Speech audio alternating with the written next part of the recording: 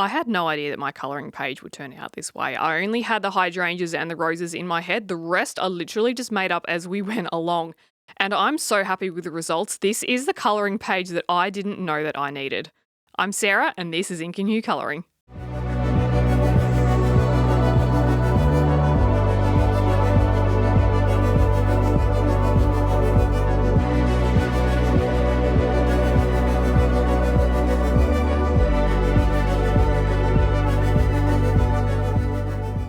Alrighty guys, welcome back to my channel. Today's colouring tutorial is full of bright colours and vibrancy. Now let's quickly go through our colours. I've got them all selected here. So I've got a bunch of Prismacolor pencils, and so they're up on the screen. So we have got cream, ginger root, orange, salmon pink, hot pink, processed red, poppy red, permanent red, scarlet lake, crimson red, pomegranate, palmer violet, violet, orchid, dahlia purple, dark purple, amethyst, black grape, blue violet lake, pale sage, spring green, apple green, sap green light, Kelly green, Prussian green, olive green, dark green. How many times can I say green? Sandbar brown, light umber, chocolate, dark brown, sepia, espresso, white, and bronze. So feel free to take a screenshot of this page and go and collect your pencils. And if you don't have the Prismacolor set, see if you can do a colour match. Or you might want to refer to your own colouring charts. And then our Ohuhu markers in the pastel set, we have Mallow, Queen Pink, Greyish Cherry, Salmon Pink, Yellowish Shade, Mignonette, I think, Spectrum Green, and Dim Green. And in the Jelly Roll, we have number 551, which is gold. And in the Pentel Dual Metallic, we have gold and pink. And in the Signo Sparkling, we have red. So don't worry too much if your gel pen collection doesn't hold these. That is more than fine. And I'm also using an orange Pan Pastel as well, which I actually didn't decide to use until the end. Okay, so again, you might like to screenshot this one as well, just to see if you can colour match your colours if you don't have the Prismacolor set. And let's get started. So I'm starting with the Ohuhu marker. This is the Greyish Cherry. Now, this one just goes down so nicely. If you are interested in a review that I've just done on these Ohuhu markers, you can head to my channel. I'll try and remember to include it in the video as well. So I'm just filling this in with this particular colour because I'm actually trying to match, what do you call it? Grade lavender. And this is the closest that I could get. And it's a pretty good match, to be honest. So in my coloured markers today, I'm pretty much just choosing the colours that are best matching to the lightest shades in my colour combinations.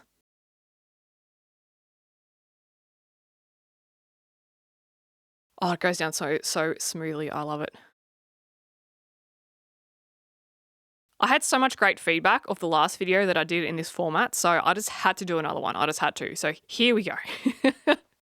So again, if you can, do your Pan Pastel background first. The only reason why I have not done it first is because I didn't know that I wanted a background, which is the whole point of this video. This is the page that I didn't know that I needed, and I had no idea that it would turn out this way, and it was just this like beautiful creative exploration. If possible, do your Pan Pastel background first and then erase all of it out on the elements. With a kneadable eraser or just any eraser, it should be fine. But yeah, I would suggest a kneadable eraser.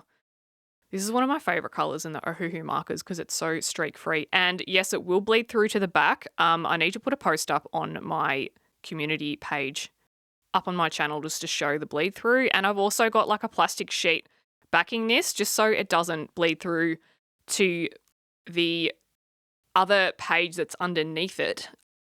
And just so you know too, there is text on the back part of this page. So hence why I'm not worried about quote unquote sacrificing any images because there is no image on the back, it's just text. So I'm going in nice and fine. And nice and, yeah, I've got to get in with all those little squiggly bits, all those little fine little petal lines and everything like that. And I'm actually just, the brush tip, I'm not bringing to the edge entirely, just so it doesn't bleed like spread out, because with the alcohol dye, as you would probably know, it'll bleed out like a little bit. And because this colouring book doesn't have thick lines, yeah, you're going to notice that bleed more. So I'm just being really careful with that. And it's one of those things that, yeah, you practice it as you go, which is why I highly recommend that when you get a set of Ohuhu markers, I would actually spend a lot of time swatching them because that's where you'll practice. So swatch them on the cards that they give you, but also swatch them on your own paper because every marker is different on different types of paper as well. It'll be a slightly different shade, a different feel, it'll bleed differently. Yeah, it just depends on the paper. I could just watch this for ages. Do you guys do that? Do you just like watching people colour with markers because it's so satisfying? I think they call it ASMR, but the A in ASMR stands for like auditory. So it's kind of like VSMR. I guess. I don't even know if I'm pronouncing it right.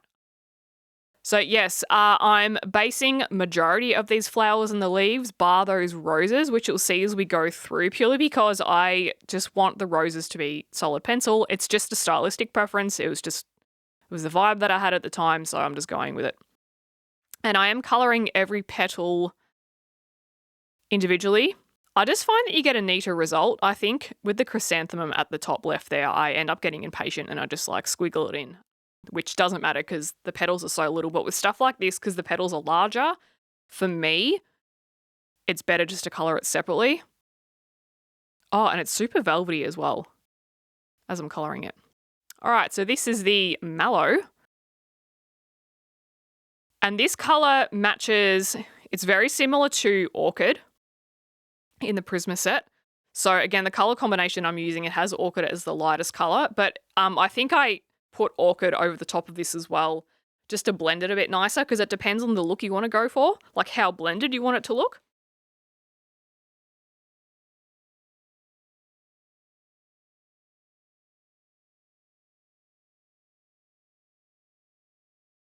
And I just love these pinks. And I think, sometimes it's just really good to mix things up. It's great to just to add in some different materials, add in some different, what do you call them? No, there's a word for it. Just different art supplies. Like sometimes I just don't want to colour the whole thing in pencil like 100% of the time. Sometimes I just want to use different things. The word will come to me. I know what mediums. Yeah, mediums. Sometimes you just want to use different mediums just to spice things up a little bit. Because if you just use the same thing over and over again, it can get a little bit boring. As much as Prismas are like 90% of my work, yeah, I like to use markers and gel pens, which you will see. I wasn't planning on using gel pens at this point. I think I was planning on using a white for the very tiny little seedy looking flower things at the end there. But as you'll see, I end up using gold because I end up just saturating the absolute bejesus out of this page, which I absolutely love. And again, that wasn't my plan, which you'll see. Like, I planned to make this like super muted, just some nice pinks and a red rose, but no, we went to town on it and I'm so happy with the result. Yes, I'm just colouring it in sections there, and you can see to the left of that flower above where I'm colouring that I missed a little bit. But again, if you've watched some of my Kirby colouring tutorials, you'll know what I mean when the more you'll colour, the more you'll see spots that you've missed. So your eye will kind of like learn to pick up things. So you'll watch me go back and forth and fill things in as I miss them. Super fun. I actually don't know what these flowers are. I spent so long trying to search on Pinterest what they were. I think they're gerbras or something, or like a type of gerbera. Because there is a type of gerbera that has a kind of a curly leaf like this. But no, I couldn't figure it out. I know that the top one's a chrysanthemum, and obviously we've got roses and hydrangeas. I didn't know what the middle one was, but so I just coloured it what I wanted.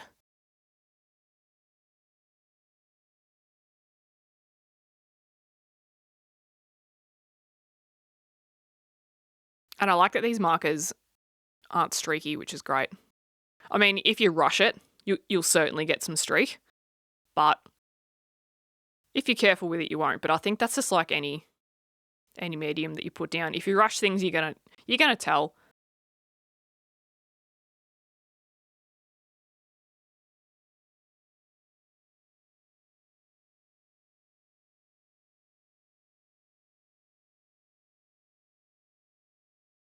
All right, so this is the Queen Pink.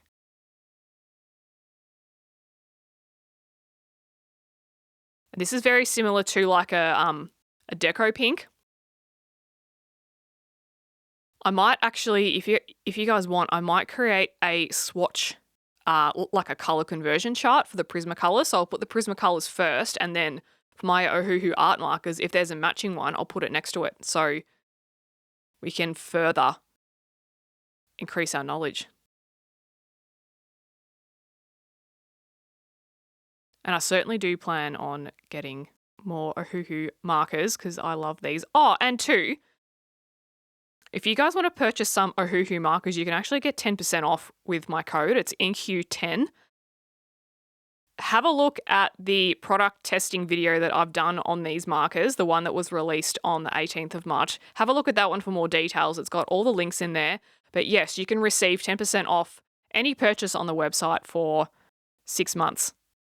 I can't believe it. I'm so stoked that I can give you guys 10% off. So yeah, the code's INQ10.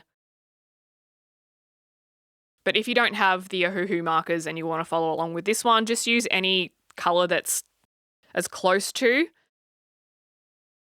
because we're not all going to have the same stuff, are we?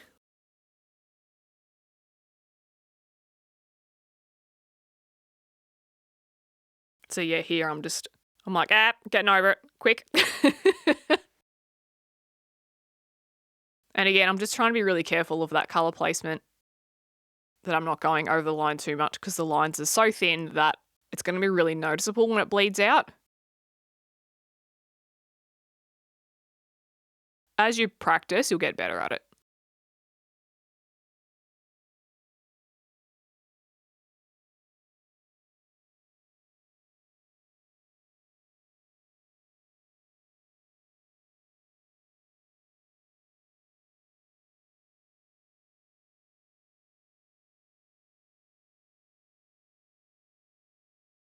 Right, salmon pink.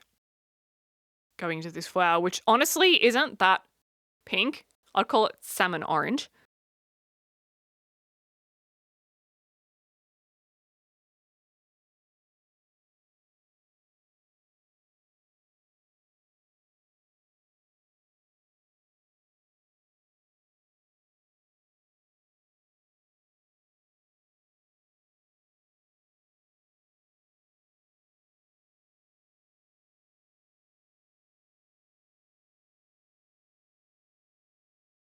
Again, depending on the page, you're going to have slight differences in the dye, but that's just how all markers are. Like, you can't avoid that. It just is what it is because they absorb it differently. You know, the paper's got different thicknesses, different GSMs, different paper teeths, all that kind of thing. So yeah, it's just a matter of working with what we have. And yeah, I totally forgot to film the back to show you how it's bleeding through. Oh dear. This is one of my favourite flowers, I reckon, this one. So I'm just colouring section by section. And again, just starting with the bits that you know you can see, that you can figure out, because they're, if you've coloured some of Leila's stuff, you would know, just like Kirby's, that there are some shapes that you're kind of like, oh, what is that? So just, if you're not sure, just leave it for a bit and come back to it, or just colour what you think it is. There's certainly, especially with bouquets, there's certainly some of the flowers and the leaves and stuff in the background that I just don't know which plant they belong to, so I'm just doing my best. But in the end, it doesn't really matter because it's all going to blend together really nicely anyway. It's not like you're going to be colouring, you know, a portion of a house or a building in the colour of a leaf.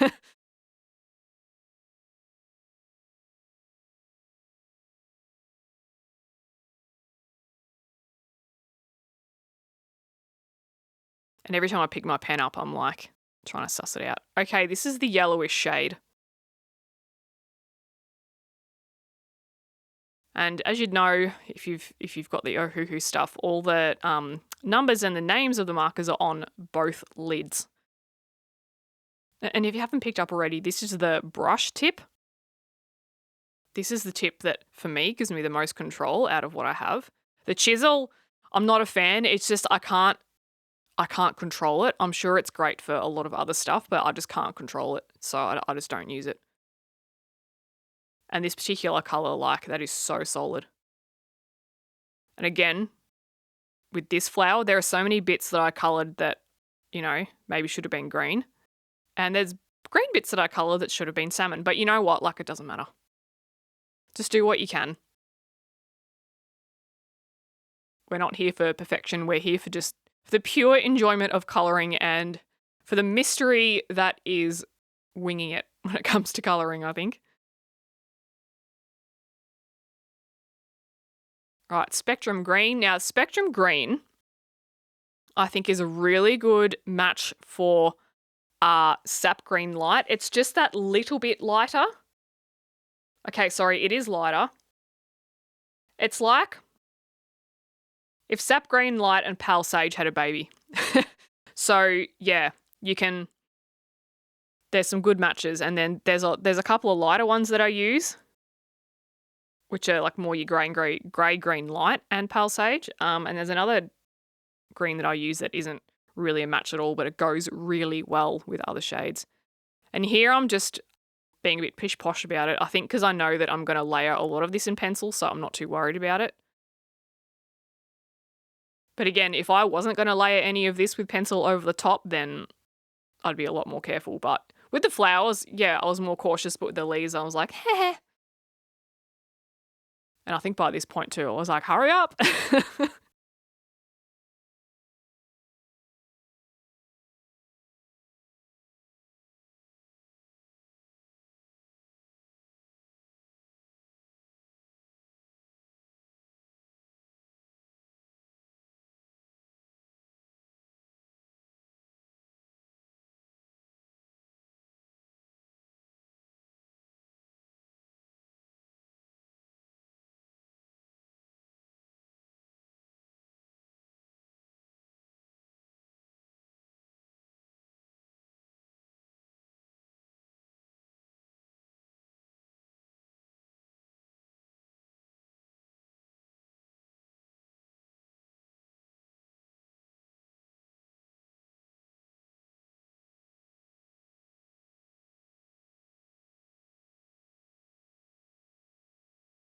And so for these leaves, yeah, you'll notice that I'm picking leaf colours that are roughly in the same colour family. So I'm not really going for, you know, like this is a nice muted green. I'm not going for any turquoise greens. I'm just trying to make them all roughly the same, like same but different, just to keep it cohesive.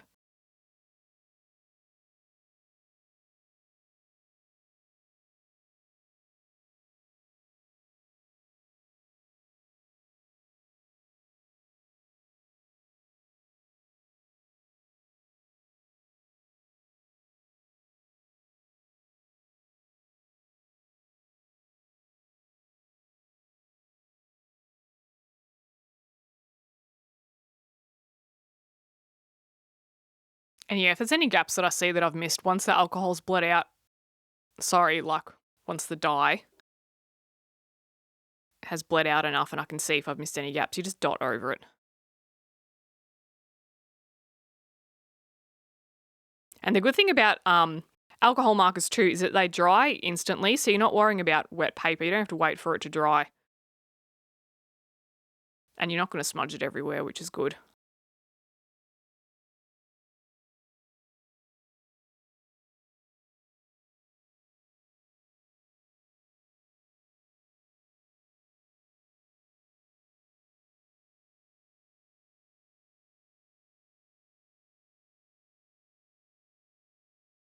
Alrighty, going in with the is it mignonette or something? Mignonette. Anyway, I'm very sorry if I'm saying that wrong, but it is slightly lighter. It's certainly lighter on my swatching pages, but on this paper it looks almost identical. But yeah, so this is more your pale sage and your grey green light when comparing to your Prismas.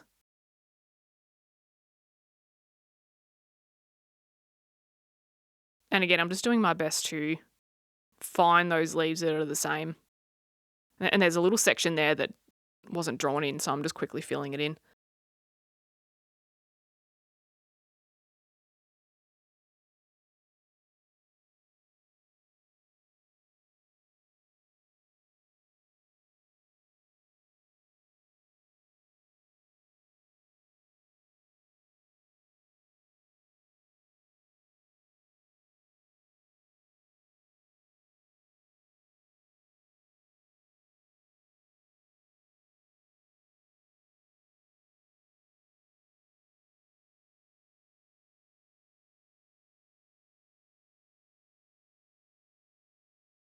So with alcohol markers, by basing your pictures in alcohol markers, you can actually create a lot of vibrancy that you might not necessarily get with your pencils. So they're a great combination. Alcohol markers and pencils are a great combination to combine together. And like I was saying before, it's just a different way to do things. It's just, yeah, a different medium.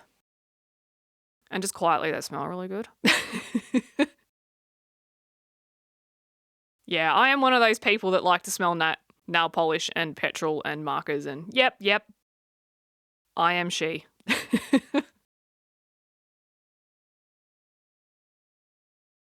And you don't have to use just, so for me, you'll see me using multiple colors on the one image. So I'll layer with quite a few. In my color combinations, you can just do one if you want to. It's really up to you. So this is the dim green. Now this is more of a yellowish green, but I feel like it complements the salmon pink really well. And as you'll notice, I'm going to go over it with apple green as well, just to brighten it up a bit. But yeah, for some reason I was really drawn to this, and so I thought, you know what, I'm going to go with it because I feel like it complements the oranges and the pinks as well.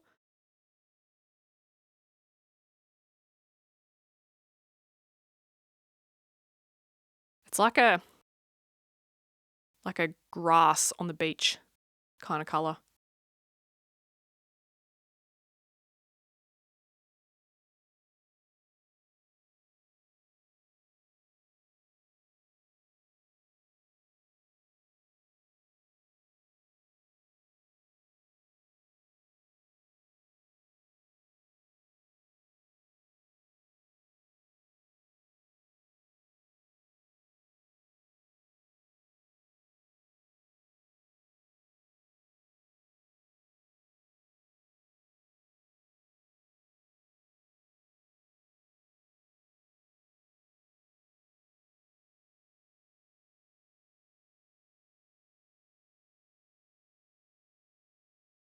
Oh, and the flower that I forgot. So this is the other like little budding chrysanthemum that I forgot.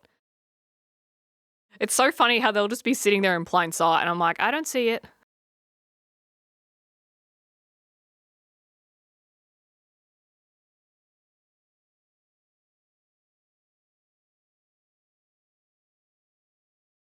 And if you haven't picked up already, I'm not a perfect colorist. I'm going to miss so many things and I have to go back later, or I'll just change my ideas halfway through. So while I do love the concept of like planning your page and I do try and do it as much as I can, the more that I'm going on this journey, the more I wing half of it. Okay, so we're going in with the Palmer Violet. So this is one of the base colors for my hydrangeas. And I'm doing a blend of layering and burnishing blending, if that makes sense. And you'll see what I mean. Because hydrangeas have that really, like when you look at the petals really closely, they have that beautiful, soft, multicolor look. Like sometimes you'll get like blue and purple tones and pink tones in the petal all at once. So I'm going to try and replicate that. This particular method is different to what I'll be using on the rest of the flowers. And the Palmer Violet I feel is great. It's a great darker color. I will go over the top with a darker purple, which is violet. But I'm just doing this first just to see how we go, because I don't want to add the darker one in too soon and then realize it's too dark, because I want to keep the hydrangeas fairly pastel-y. So I'm just scumbling outwards and I'm actually just following the lines that Leila's already drawn, and I'm following the contour of those lines as well. So I'm not colouring straight, which you'll see, and that just helps keep the shape of the flower.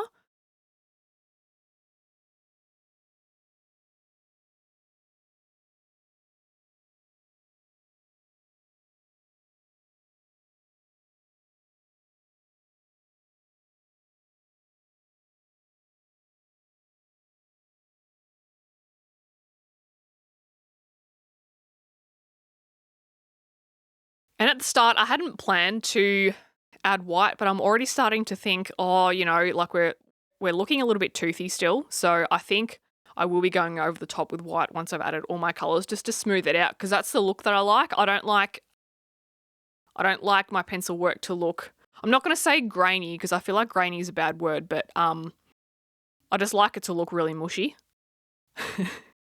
if that makes sense. But I feel like because Leila's paper is really good, and so you're going to have a bit more toothiness, I feel. And at the same time, I'm really happy with the alcohol markers that they're not covering in the tooth so much. So I still feel like I can add just as many layers as I would if I wasn't basing with alcohol markers.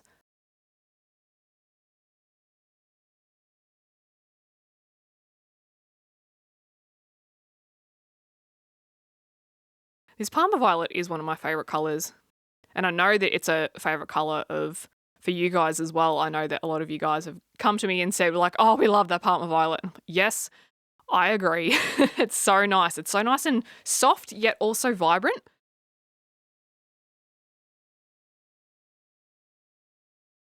Because I feel like in the Prismacolor range, the purples aren't massive, but the purples that they have are really good.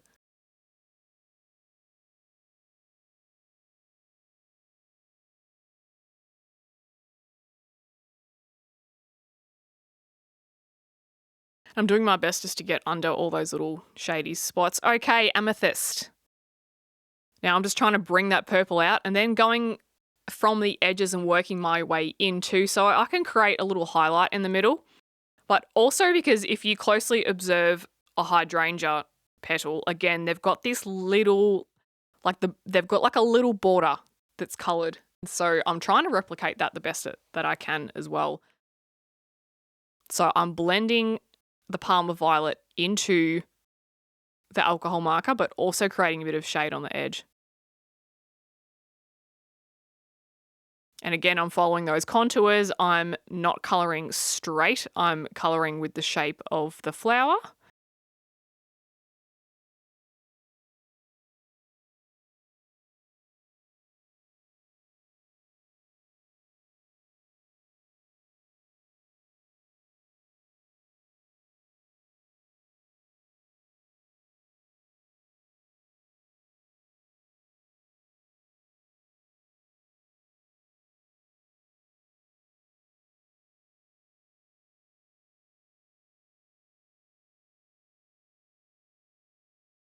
And I'm colouring each petal has its own characteristics and is unique. I'm not colouring every petal the same. I'm really just trying to treat each one as its own entity, so to speak.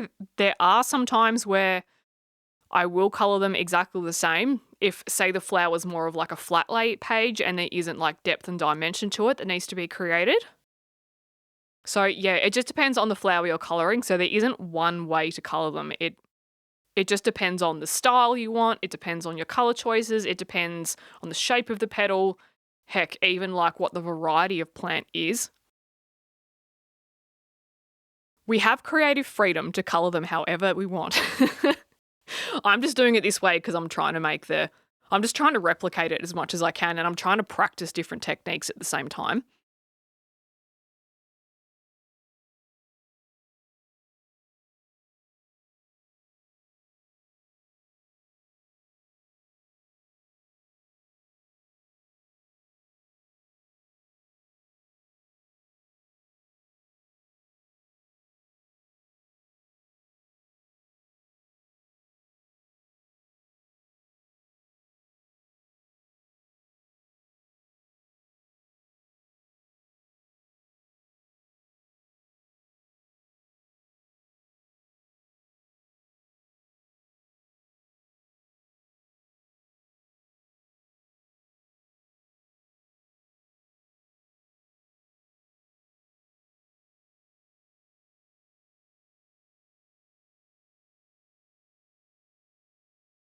And just with the petals that are curling over, I'm just trying to put the shade on the opposite edge just so it doesn't get lost, if that makes sense. So I'm trying the curled part on the very edge of it.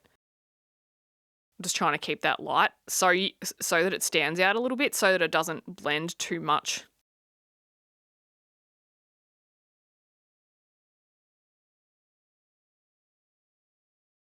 I'm trying to fill in those petals that are behind the chrysanthemum. I mean, to me, it just looks like a chrysanthemum. If it's not, I apologise. The names of the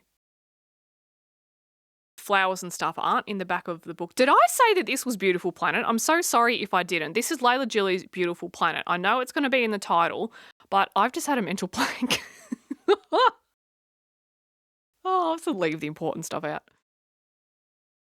I just get so excited about the actual colouring process, and I love just yammering on about my process that I forget to give you the really important details.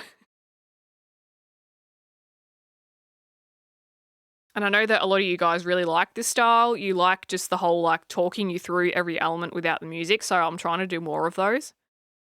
And they are super fun too. Again, I just love having a yammer, it's great.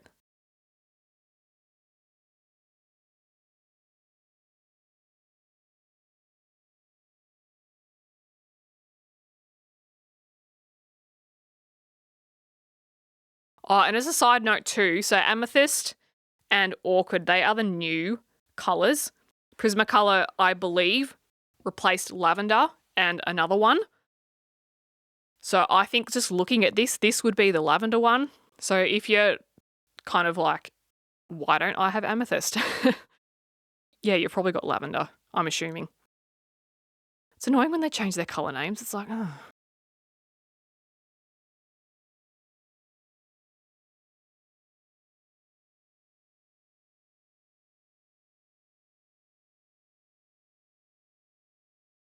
With those highlights. And look, if you don't do it that way, just don't stress. If you do your curled over leaves differently, just do it the way that you want to do it. This is just the way that I like to do it. And sometimes I'll forget and I will just put the pencil on the wrong end and I'm like, oh, whoops. But yeah, wouldn't stress over it.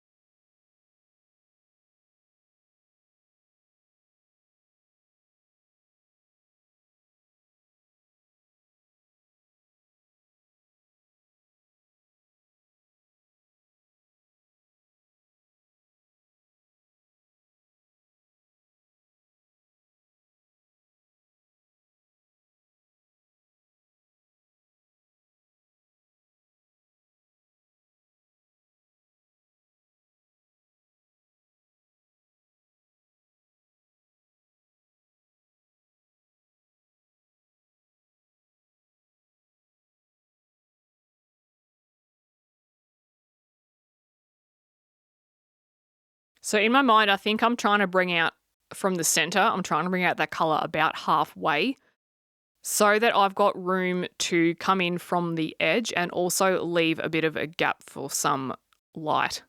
Now, again, if you like the look of this, you don't have to go over it in white. If you like the texture that it's giving, so in the next few steps, you'll see that I do add white just to blend it out once I've gone in with my darkest color. But yeah, feel free to not add it if it's not your style. I know that everyone's different in their preferences.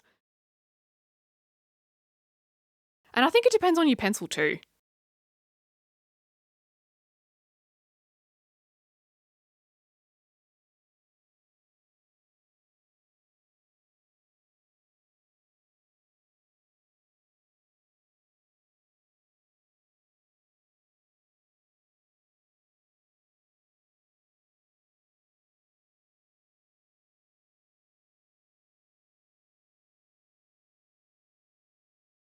All right, going with the violet now. I'm just going into the centers and darkening up some of those. I just didn't want to do it at the start just in case it was too dark, but as I've coloured in, I'm like, yep, I think I need it. Just a little bit, not too much, because then you're going to go over too much of that amethyst colour and the Palmer violet colour.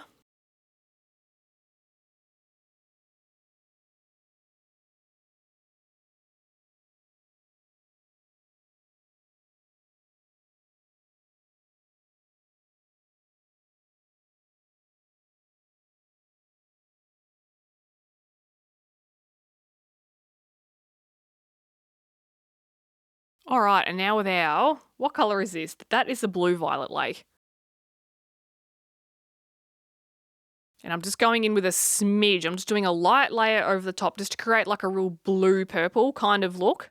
Because the hydrangeas that I'm trying to replicate, that's what they have. And I think once I add the white, they look really nice.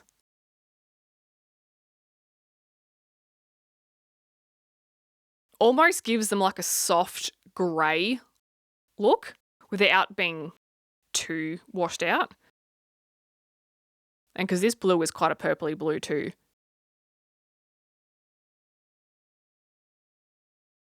So yeah, just a quick one. I'm not doing it everywhere.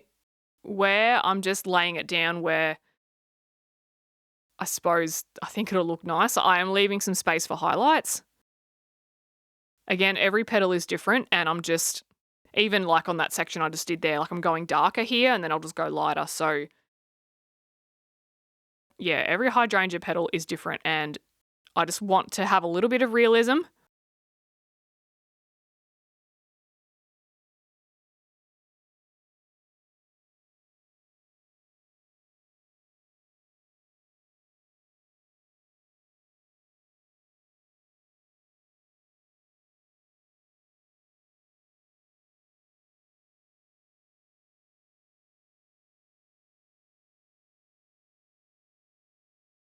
I'm just going really lightly as well.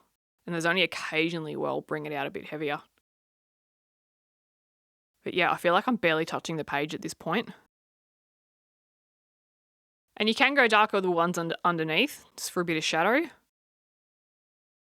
You could even use like sky blue light or powder blue if this blue is too dark for you.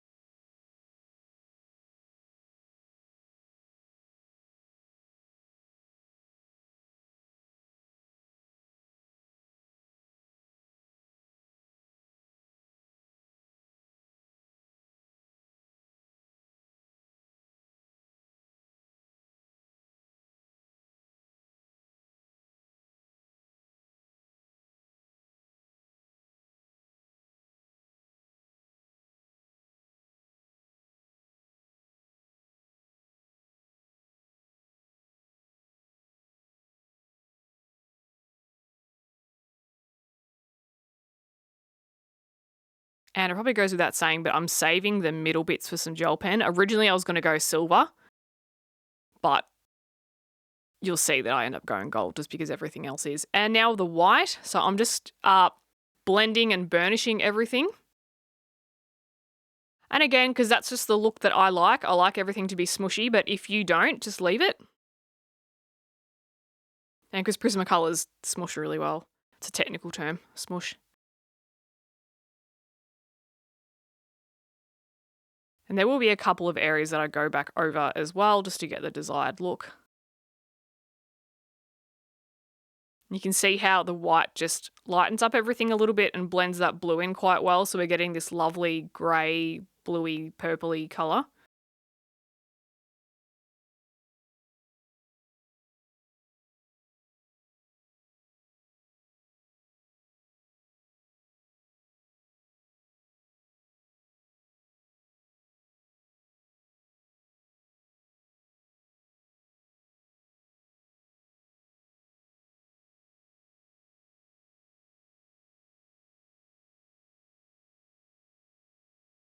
And for the bottom one,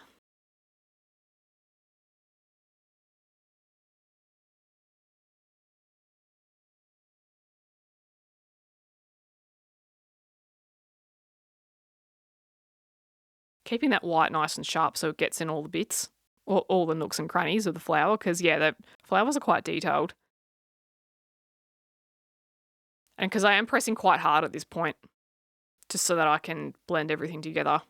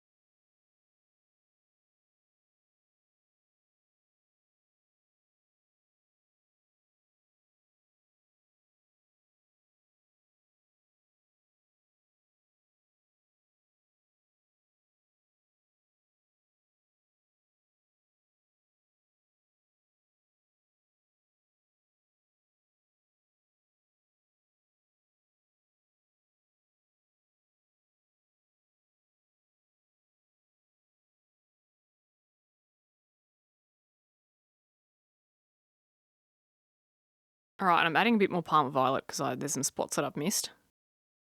Or just some petals that are at the very back that I'm just going to fill in because they'd be shaded, so I'm just going to go with the darkest colour. All right, Black Grape. Now for these ones. This is one of my favourite colour combinations that you may have seen me use quite often. So I'm just working opposed to the hydrangeas. This is different because I'm doing the blending and burnishing technique that I usually use, and I'm starting from the outside and working my way in. I found that I'm not as happy with the pictures that I colour that have all the shading coming from the one direction. So say if I do all my flowers with the shading from the edge or all my flowers with the shading from the middle. Yeah, I'm just not as happy with it. So I try and change it up a little bit. And also because I know that I want the centers to be quite dark. And so if you want the centers to be dark, then I would suggest having that outer petal from the edge going in light because you're going to make it stand out more. Because if I had that black grape right up against that center of the flower, it's probably not going to be as noticeable and it won't pop out as much.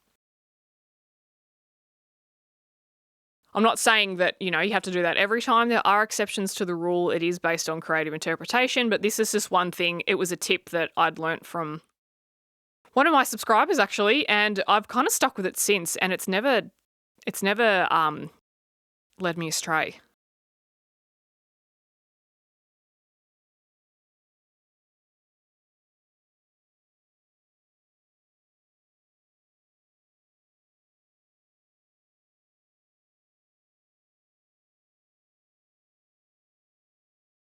So I'm pressing harder and getting lighter as I taper off, and I'm just scumbling as well.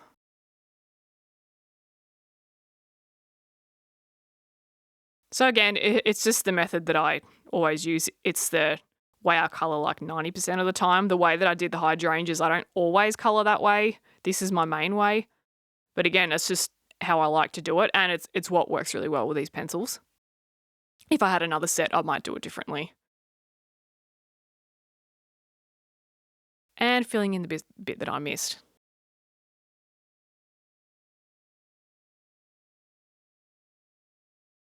And you'll see me rotating my pencil, which is important just to keep the tip nice and sharp. Otherwise, you'll just get this like really noticeable like slant.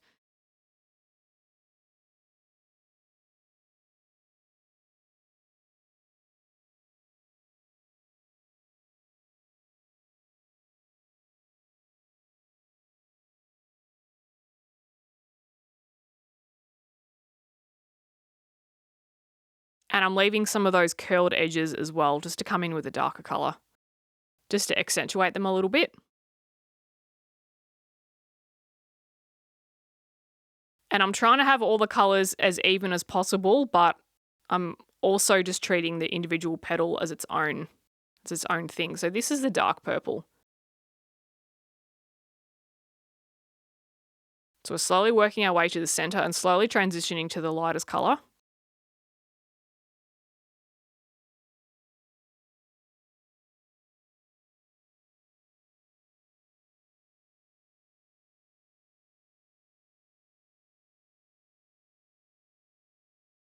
So you'll notice that I'm just going over the black grape and then just working my way out. So I'm blending the black grape and the dark purple together. And the good thing about the Prismas is you're not going to lose that black grape colour. They're just going to blend together nicely.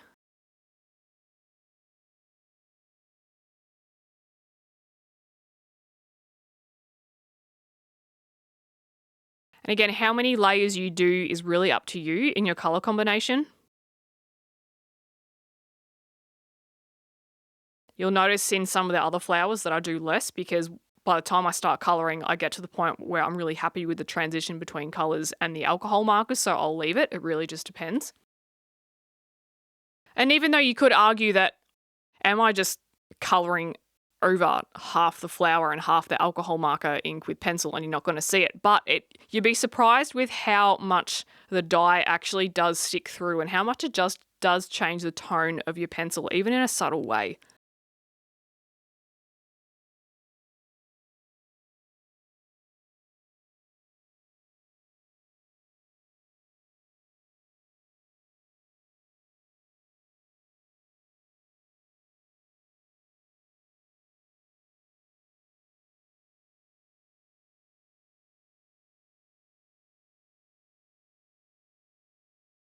And I know that with this flower, I had a bit of a hard time trying to figure out like if the petals were curled over or if they were separate petals. So I've just tried my best just to eyeball it and and fingers crossed. But at the end of the day, it's not going to matter too hugely. Just do your best.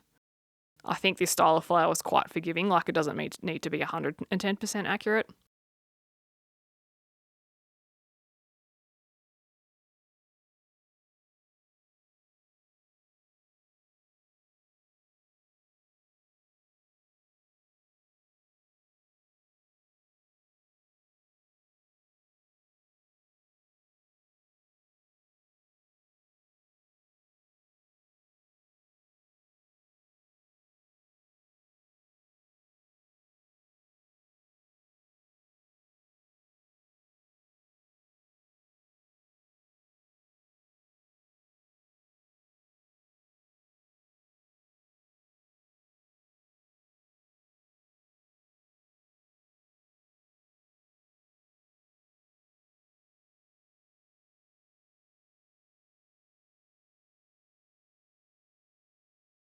And the dahlia purple.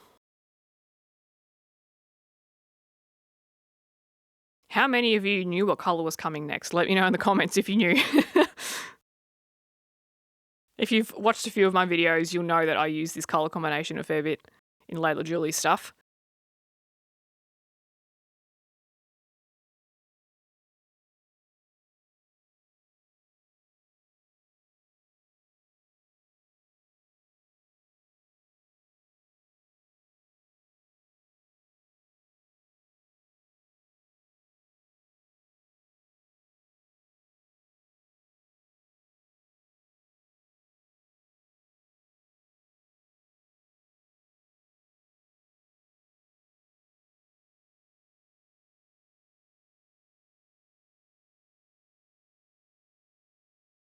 And I think there was a flower that's the same as this that is in the top left corner that I've completely forgotten about. So I will go back over and colour that. You'll see it in a minute. I was so focused on these three that I completely forgot the fourth.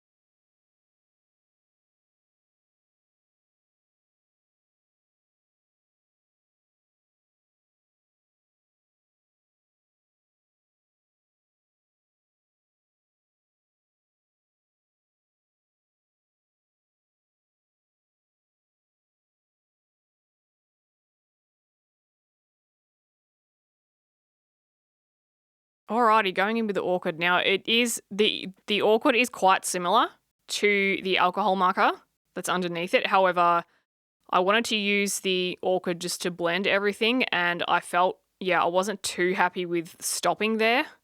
because the dahlia still is quite dark. So yeah, happy with the decision, I think. To spice it up, you could do a different color. Like you could go like a lighter pink. You could do the salmon pink if you wanted to.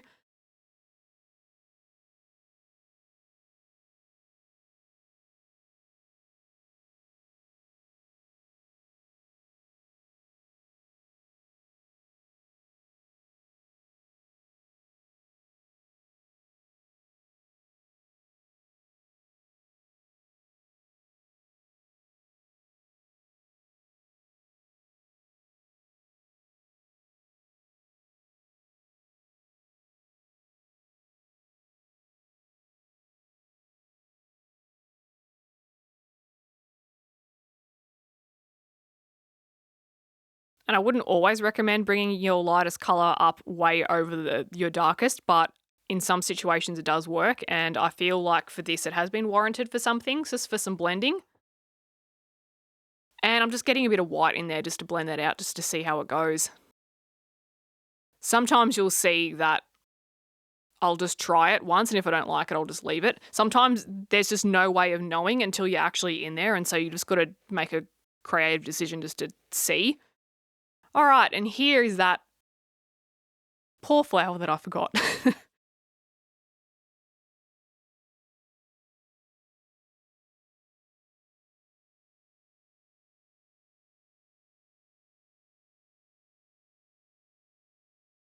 So I'm colouring it exactly the same way.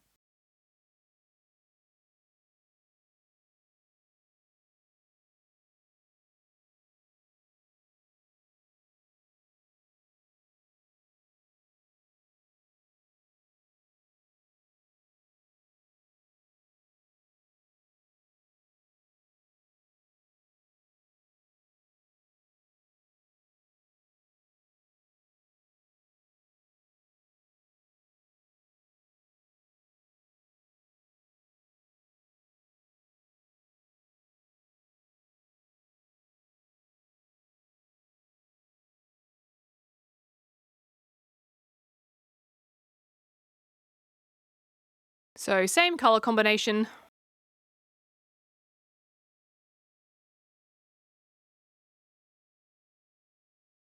I'm looking at that flower on the right. I'm like, dang, it looks so vibrant.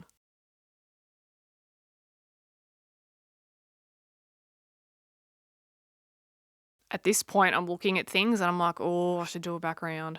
You could leave it white if you wanted to, but yeah, at this point, the idea was forming in my mind. Because often, like I've been saying in my other tutorials, like you don't know until you get in there and try. So you need to just be okay with changing plans as you go. And if you end up having to put pastel over the top after the fact, it's all right. Like you can try and erase as much as you can, or there's different tools that you could try and get in and around all the gaps, like I've done in previous videos. But I think for this, I just went over with one implement.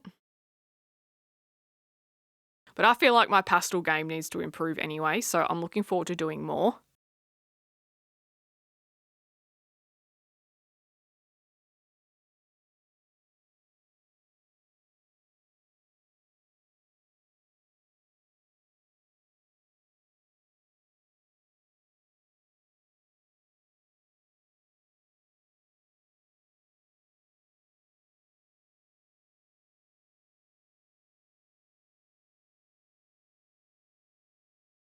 All right, smooshing out with that orchid. So that colour, yeah, it has two purposes. It's for smooshing and it's for colouring.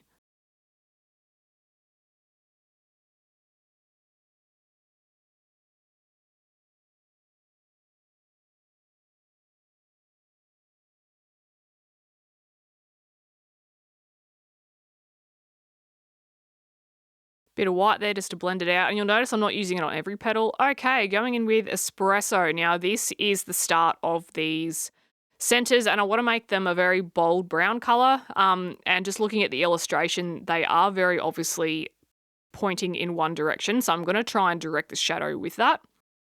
So you'll see I'm going heavier on the bigger side and I'm going to curl round to the other side of that just to create that shape and the shading.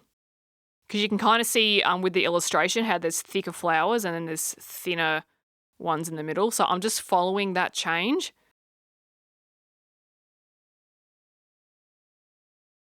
And already you can see they're starting to pop out a little bit. Okay, dark brown.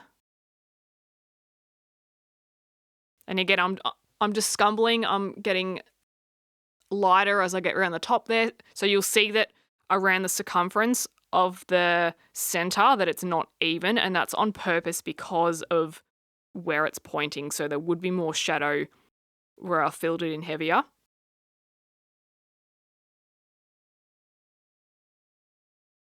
And if you think about gerbera centers, they're quite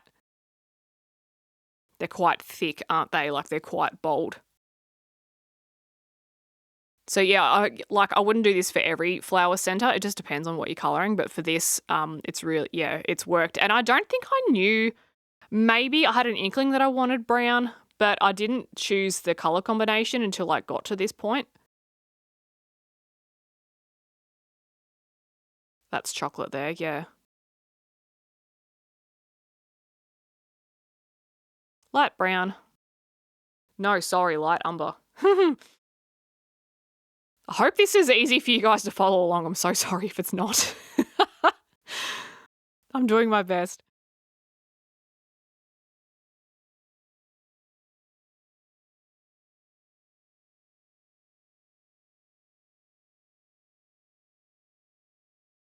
And I'm just going over the center of it very lightly as well, just to blend in the last color. And now that's bronze, which the bronze for me is an unsung hero. There's a couple of brown shades in the Prismacolor set that are just next level. And bronze is one of them, especially for flower centers. Now, poppy red. This has got to be my favorite flower, this one. The poppy red is just popping out.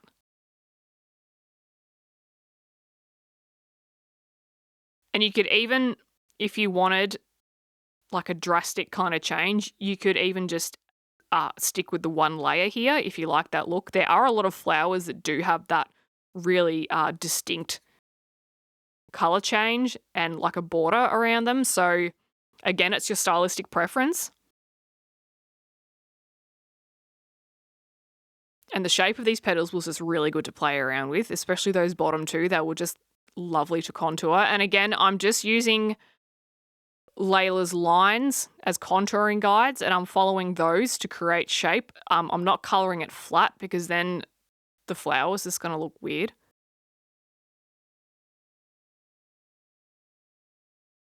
And there is a bug. I can see the bug that's just been flitting around there. Bit of thrip.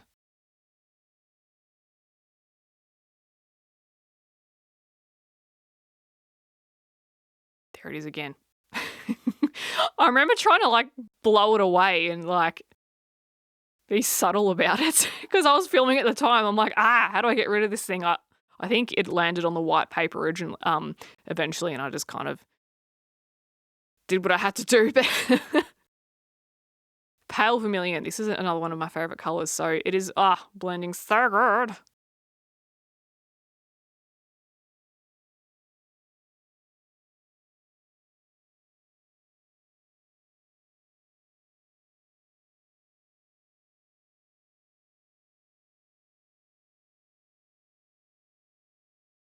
Again, I'm just following those lines up. They're all different.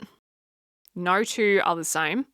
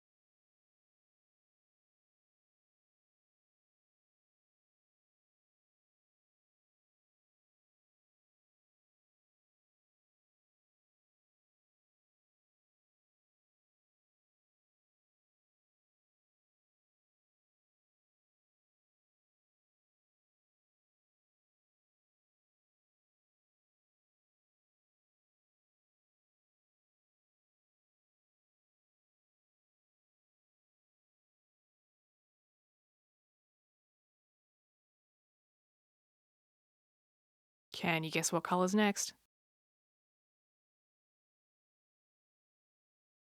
I can't remember if I add another colour or if that's it. I feel like I do. Yeah, no, so this is orange. I think I forgot to like show my pencil. So this is orange and I'm blending the pale vermilion in, and this is definitely the last colour.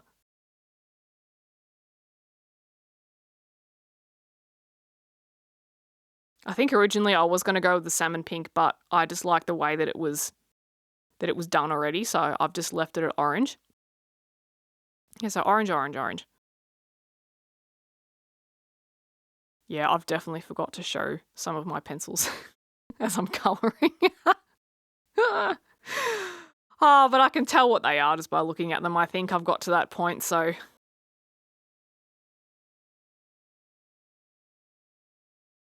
And if you get a bit lost with the colours, just scrub back, which you probably already do anyway.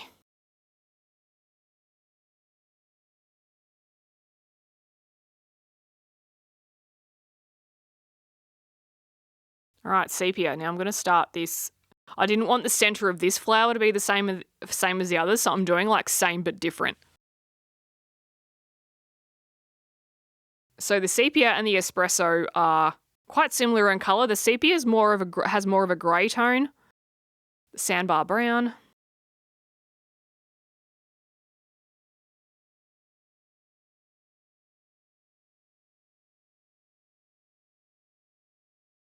Ginger root. Now, ginger root, this is another one of the unsung heroes. That's cream. Ginger root is another one of the unsung heroes in my collection. Okay, pomegranate. And with this, oh gee whiz, I stared at this for ages thinking, how am I going to do the shading in this? So yes, alas, we are going with every individual petal, unfortunately. Feel free to do it differently if you like. You could start with the outside petals with pomegranate and then get lighter as you go in. For me, for this, I'm just, yeah, we're doing it this way. So like I was saying with the ginger root, that is another unsung hero. It blends so well. It's very much like a greeny browny beige, if that makes sense, but it blends well with browns, greens, so many things.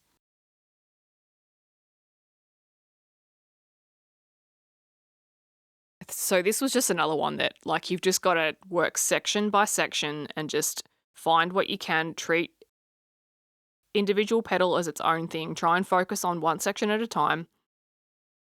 It was at this point that I was like, yeah, I've got to go right to left, otherwise I'm going to miss things. And you might have to go back over it a few times because you'll notice things that you miss, and that's okay. So this is how, if you've watched some of my curvy stuff, again, this is how you approach a curvy page. You just do what you can. You colour in what you can see at the time, and then as you colour in, your eye will naturally start to focus on the uncoloured areas and you'll be able to see them. So don't stress too much if you look at it and you just like, it's swimming. Like, yeah, just don't worry about it. It happens to all of us.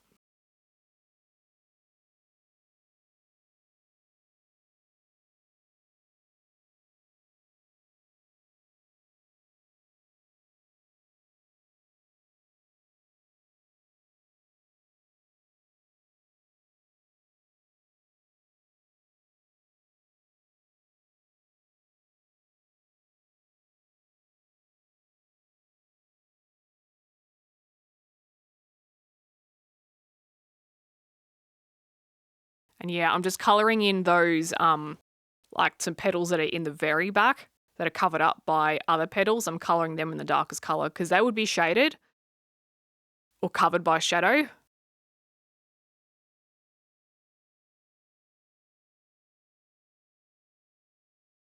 Because I have seen chrysanthemums in quite a solid colour, and some will also, they get lighter as they work their way into the centre. However, my brain at the time couldn't figure out how to do that, hence why I've just defaulted to what I know how to do, and that's okay too.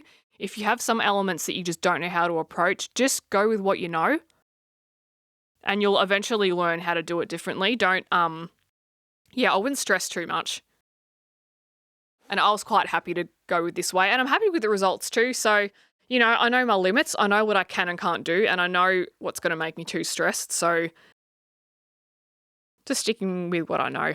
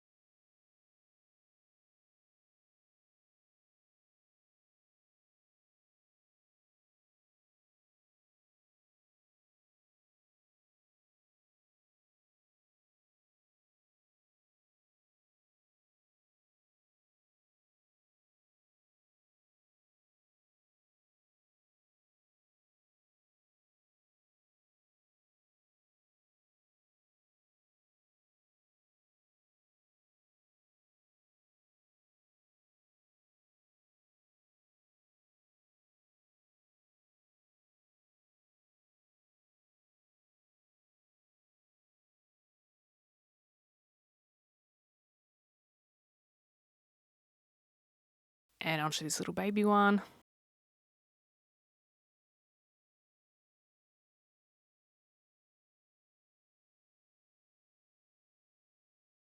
I'm pretty sure they're the same flower. Like 99% sure. All right, going in with Processed Red. This is the second layer. Just covering more up. It gets a little bit easier this time because you know where you've already put the pomegranate, so you can just go over it.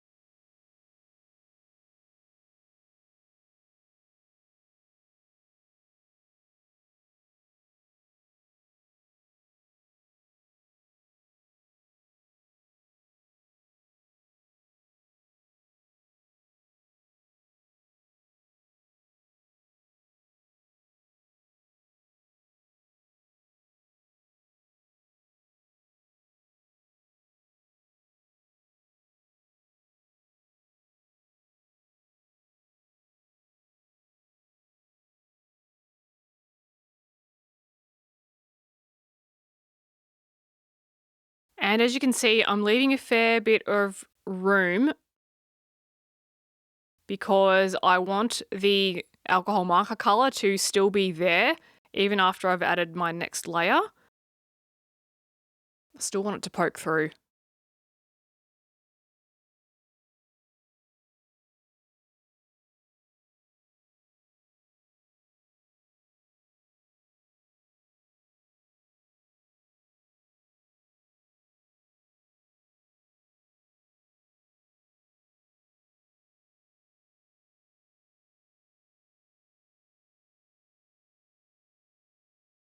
And I love how vibrant this is turning out. It's really going to complement the rose as well because the rose is going to be red.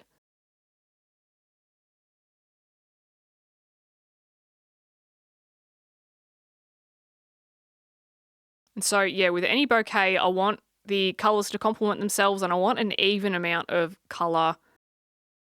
Not like mathematically even, but a nice colour spread, I suppose, just to make sure that everything looks balanced. There's no science to it. It's just like what is visually going to look most balanced and appealing. Okay, going in with the hot pink. Okay, so we've got pomegranate, processed red, and hot pink for this. So just 3 colours.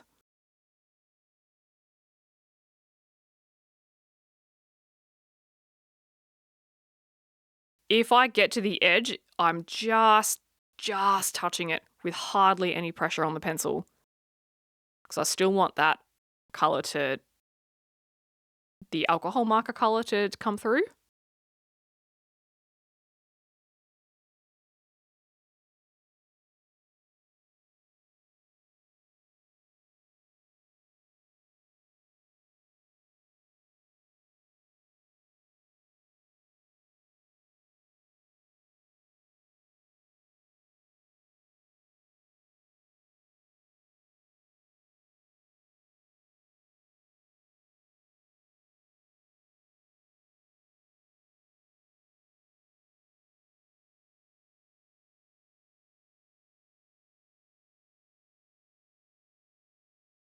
And I'm really happy with the way the contrast looks between the hot pink. You could always go over the top with a lighter colour if you like.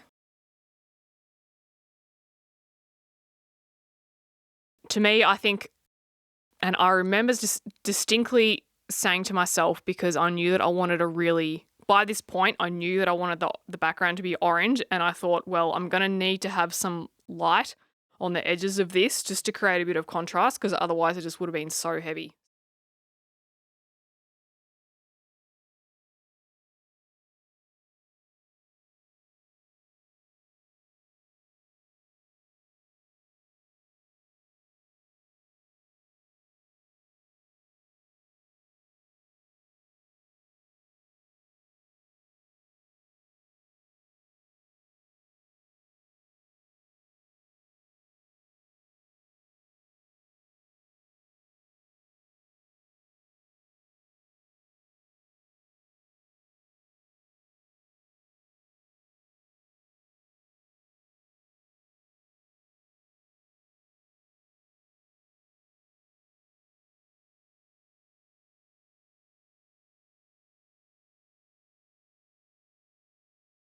I'm so glad that top one was done. I remember really not liking that just because the individual petals, it was just driving me crazy.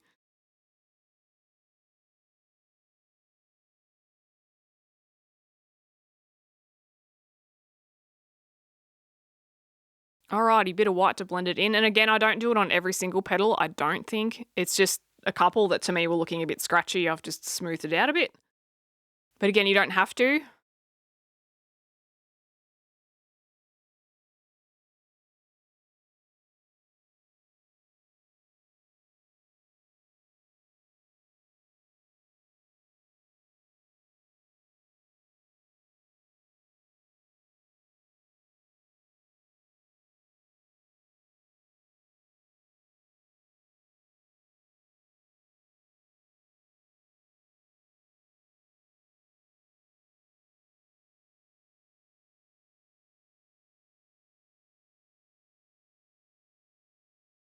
Nope, I tell a lie. I'm doing it for every petal. Oh, my memory, it's shocking. Oh, dear.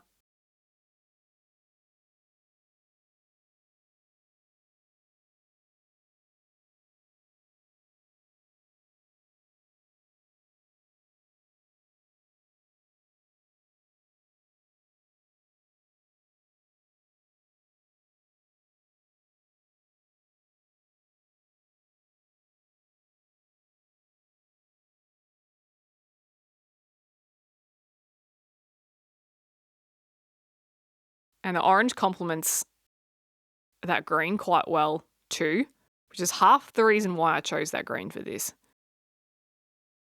And I'm not exactly sure how to shade this just because the flowers are like, they just don't make sense to my head. So I'm just doing what I think works.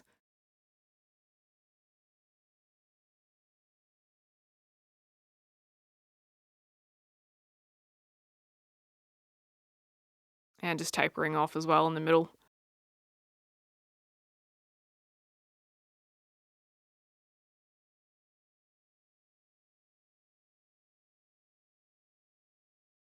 And I'm noticing a few things that I should have coloured orange, but that's okay. It's not going to matter.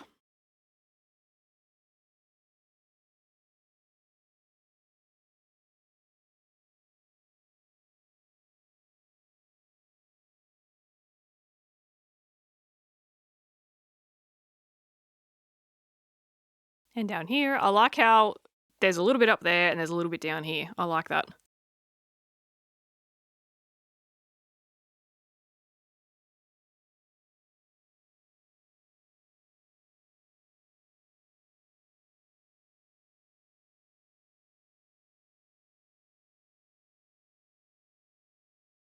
Alrighty, some salmon pink just to blend that out a little bit.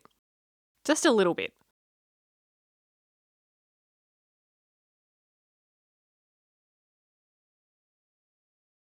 Just to darken it up a touch. I like it. Salmon pink and orange go really well together.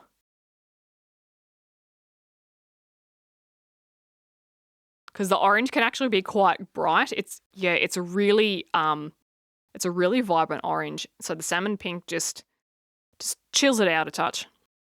Alrighty, Prussian green. So I'm starting from the outside, working my way in. And again, I'm just following the contour of each leaf segment. Trying to point my pencil in the direction that the leaf segment is going. So you see, like, I'm not colouring across, I'm kind of colouring diagonally down. And that's how I get my leaf shape.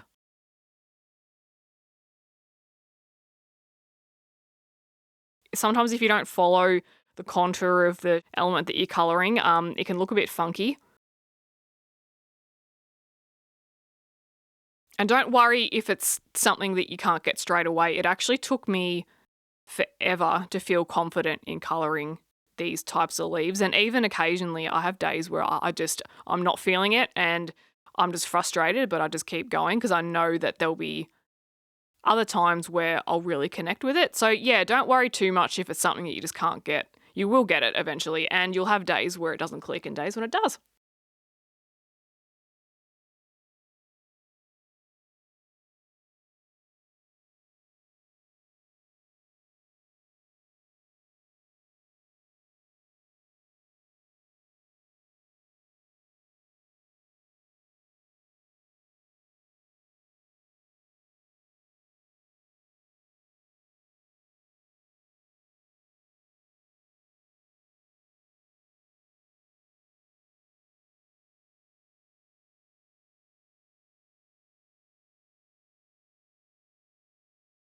And if you're looking at the flowers and thinking, oh, they're looking a bit waxy, that's because the light above is so bright that it's actually reflecting off the burnished pencil. So in real life, they don't look that waxy. Just so you know, if you're concerned that your stuff might turn out like that, it won't.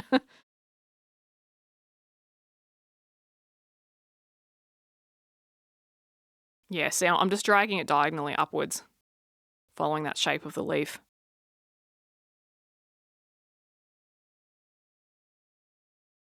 Because that's the direction that leaf portion's going, so it's easier to see on bigger leaves like this than it is on the little ones. And sometimes I will get it wrong. My brain and my hands won't connect.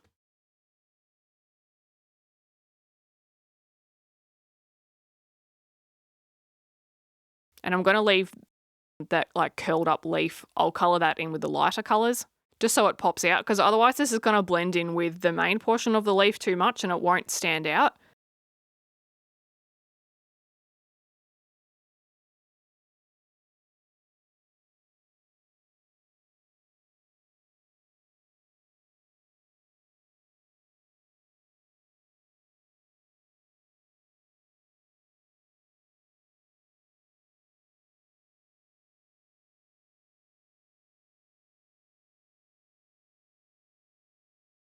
A major factor on this too is how your pencil connects with the paper. All right, Kelly Green. I really like the Kelly Green. It goes really well with the Prussian. And where the leaf vein is thick enough, I'm just doing it about halfway across. Sometimes it's not thick enough to do that. I do like to put multiple colours on the leaf veins and the stems where I can, but sometimes, so for this particular leaf, it's not thick enough, but for the one below it, it is. So you just do it where you can. It's a subtle difference. I find that it pays off, especially if you're doing like sticks and things as well, because it just creates a bit of a shadow. And I'm just doing the same thing. I'm just going diagonally, but of course I'm bringing the colour out further because I do want to leave a little bit of that pastel tone from the marker.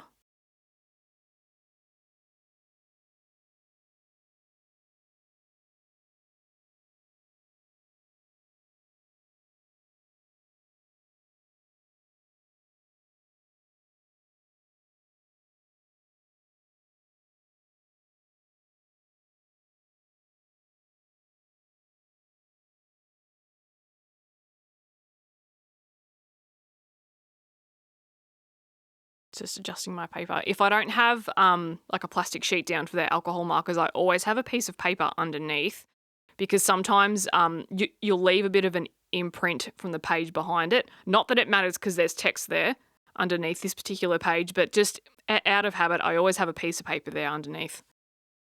And I always have one now under my hand as well. And I found that this has really helped with smudging. So thank you to all those people that mentioned that to me because I wasn't doing that originally. And then you guys were like, hey, why don't you try putting a piece of paper under there? And then I felt it. It just helps so much. So thank you. You guys help me more than you know. You are so helpful in the comments. So keep it up. I love it.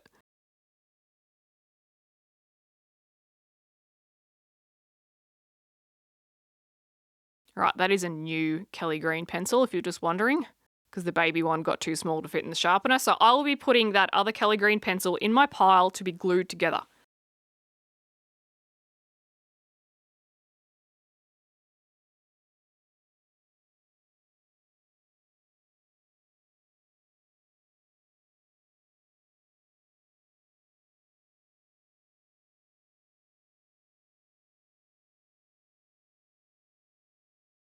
Yeah, so some of these stems are coloured halfway, some of them are coloured the whole way, and like when I say halfway, I mean like in terms of width, not length. But that's pretty obvious. Okay, sap green light. Now I'm just blending those colours together and covering over the remainder of the stem. Now it is really subtle. Sometimes it'll be more obvious with the stuff that I do, but for this it's really subtle, but it is noticeable. I think every little subtlety helps in the overall depth and dimension of your picture that you're colouring. This is those 1%ers, so don't worry too much if you can't remember it. If there's other things that you're focusing on learning, that's fine.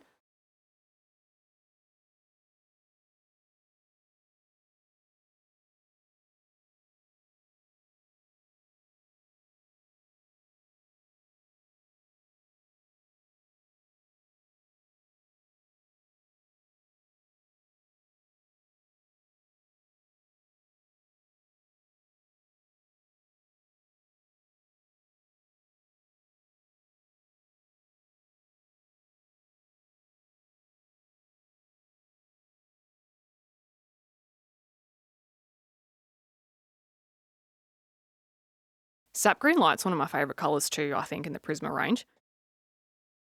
It's something that I don't use as often because usually there's a couple of leaf combinations that are my go-tos and sap green light isn't included in that. However,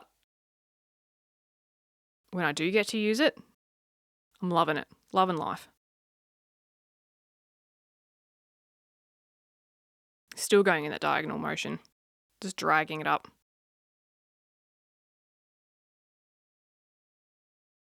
And at this point, I'm happy to use it over a curled over section of the leaf. You can use any colour in the colour combination that you want. Just don't make it, if you've got a tiny segment to do, like if that curled over bit is really tiny, just try and make it like a mid-tone. Whereas if the leaf is quite wide, if that curled over part is quite wide, then you can use more colours. You'll feel it, I promise.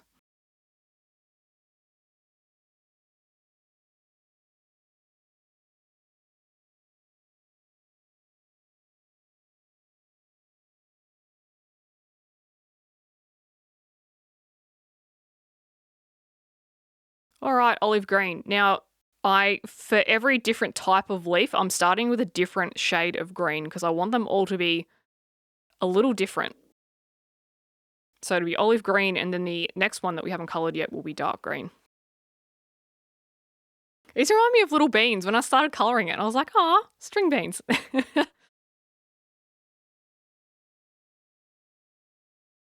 There are multiple options that you could actually use with the olive green.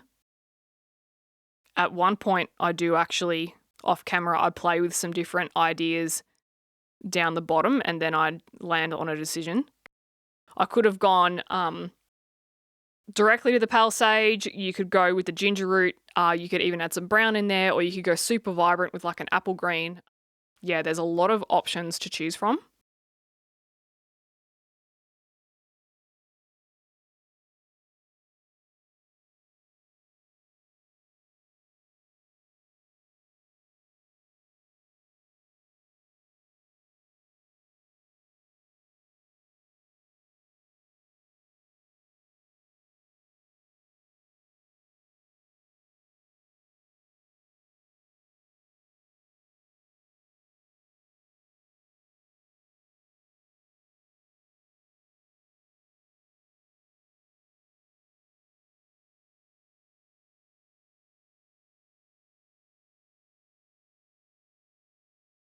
Filling in all those little gaps.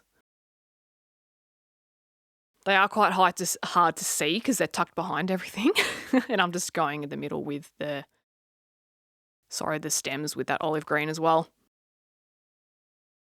And look, can you see what I missed? Can you see the leaf that I missed from the other colour combination? It wouldn't be a Sarah colouring page if there wasn't a missed section, would there? I'm just embracing that part of me, you know?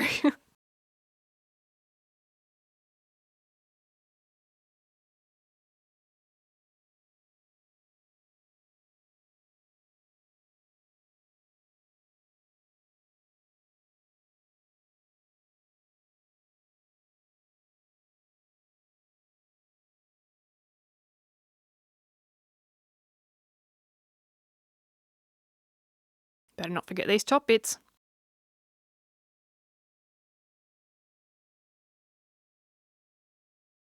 So I'm trying with there's like 3 to 4 different types of leaves on this page. There is that 5th one up the top, but I'm saving that till last and you'll see why. So I want them all to be cohesive and I want them to be the same but different. I don't want them all to be the exact same combination, but I want them to be in the same colour family-ish. But there are some little tricks that you can do to make them different and I'll show you what I mean shortly. And it's something that I didn't really think about until after I'd coloured them. And I was like, all right, apple green. I'm just going through the centres because, yeah, at this point I was like, they're looking a bit the same. So I'm adding a bit of vibrancy into these ones. And there's another step that I do too.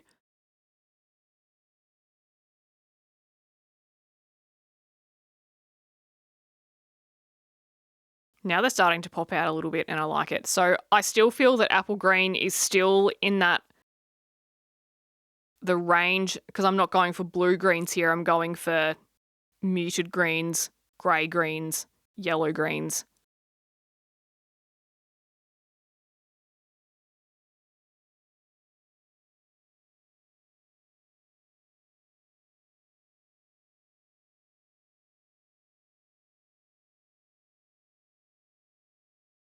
It just keeps harmony on your page, I think.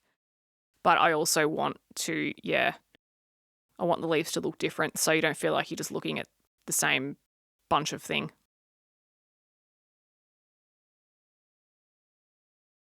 Bunch of thing. Wow, can I talk today? No. I think because I've been talking for an hour and a half now straight.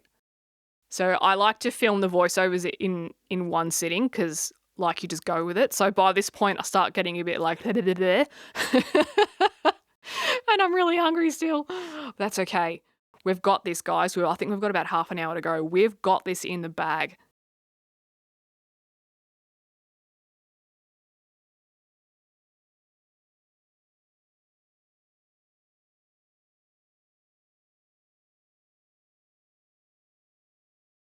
And also, I feel like the apple green just really goes well with the bright pinks, purples, and oranges. So,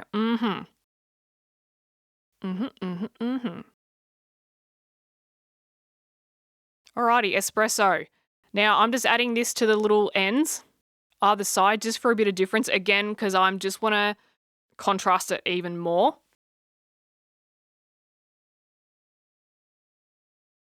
Just a little bit.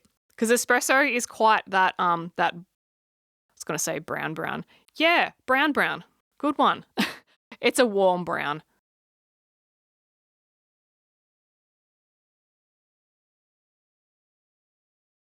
So it goes with the colours quite well. So other browns you could add in are your light umbers. Chocolate is also nice. You could add some terracotta into. I like adding in brown to leaves and various shades of it. You just got to really subtle with it. Otherwise, it will just look a bit random.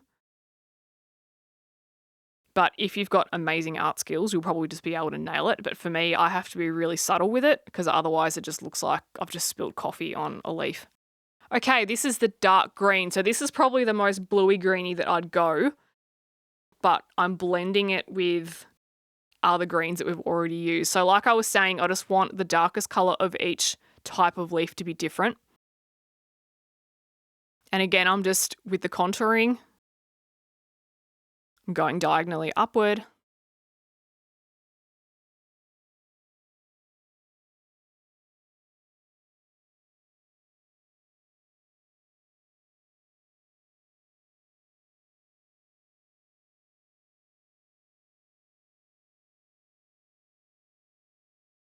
And I feel like by doing it this way too, see how the leaves are starting to look like they've got a lot of shape to them and they're like cupping and curling quite well.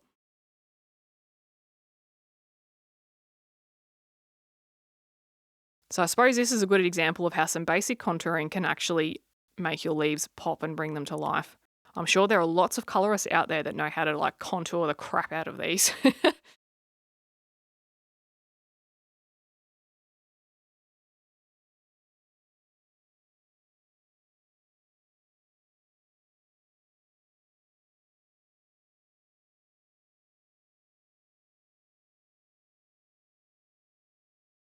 Each little section.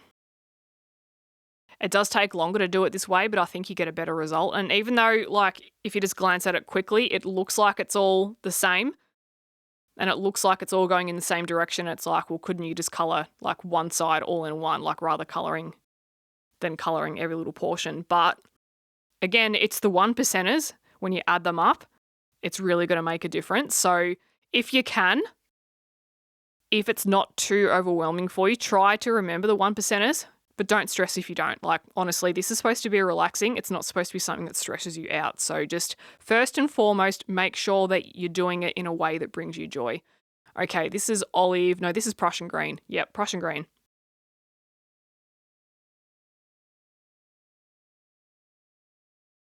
And again, we're just bringing a bit more, see how that leaf is looking quite, without the Prussian green, it's looking quite like more of a true green to blue green.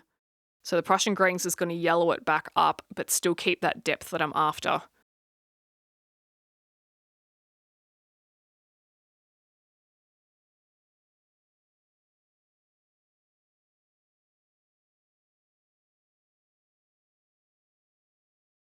You could bring in like a grass green and the true greens and the light greens. You could do that, but for this, I'm just trying to use colours that I've already used on the page just to keep that bit of harmony going and continuity.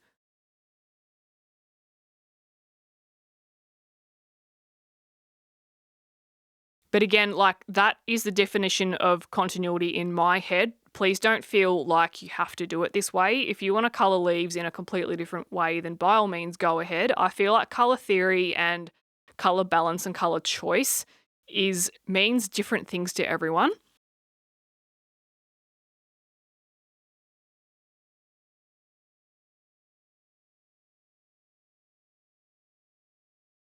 To put it really simply, it's when you like put the colour down on the page and you go, I like the look of that.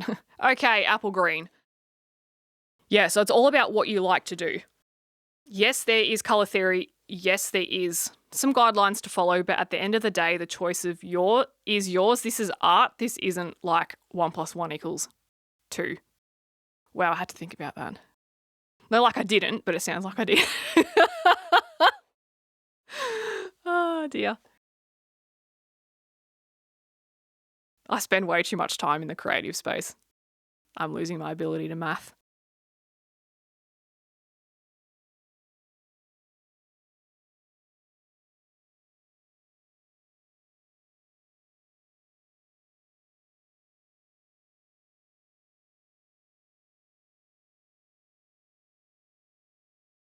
Oh, and I'm loving that the highlighted area is already done because that's one less pencil I have to use. And I think like when you add that up in the long run, it's great.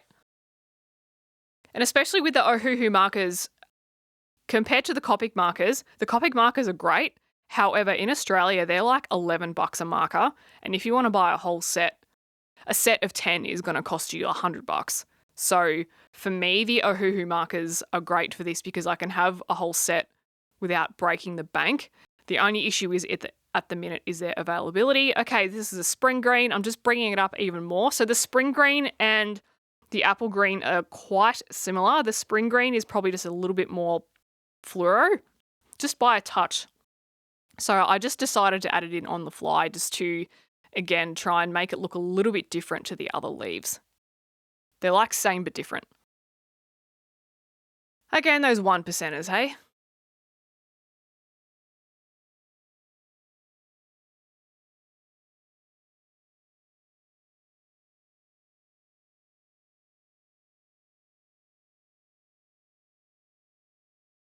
Alrighty, apple green.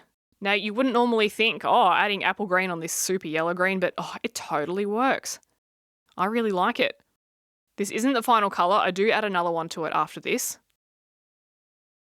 And again, this was an on-the-fly thing. I looked at my collection of Prismacolor greens and I was like, what's going to go nicely? And I'm at the point with my Prismas where I know the colours well enough to be able to visualise it on the page, and most of them anyway. It's certainly not 100% of the time, but I kind of knew that, yep, that's what I want to do. So here we are. It looks quite nice. Yeah, I really like the way that it's come out.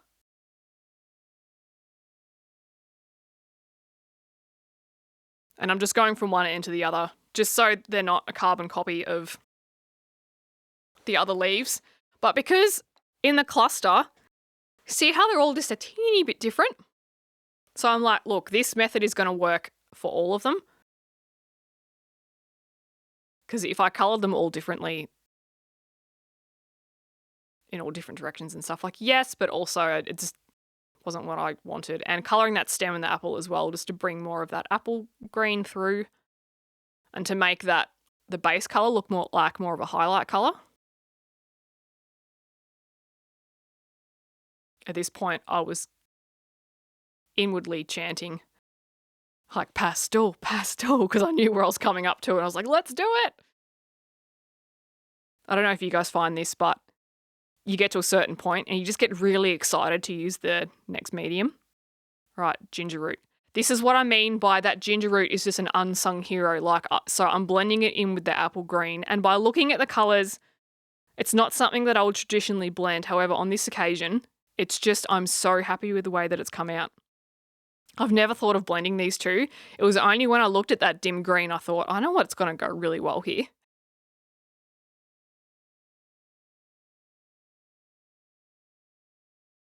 Yeah, honestly, it's got to be one of my favourite colours in the Prismacolor set.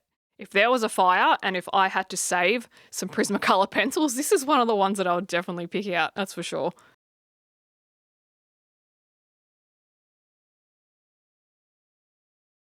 Alrighty, now I've saved the flower till last, the rose, sorry. So starting with the pomegranate, and I want this flower to be quite a vibrant red.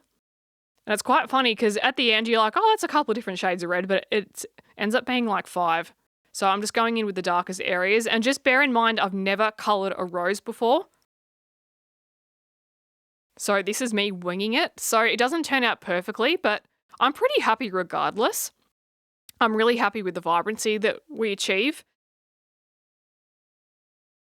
terms of contouring the rose, I'm just going into the darkest spots and I'm trying to follow, there's lines on some of that top rose, but this bottom rose there's not much, so I'm trying to just feel it out.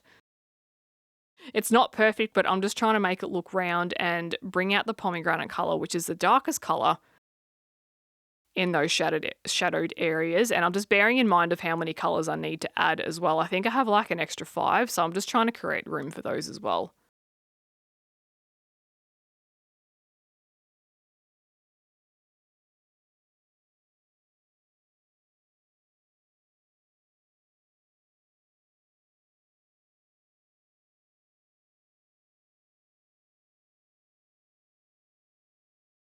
Okay, I've completely missed the next colour. What's this? This is Scarlet Lake. No, Crimson Red. This is Crimson Red.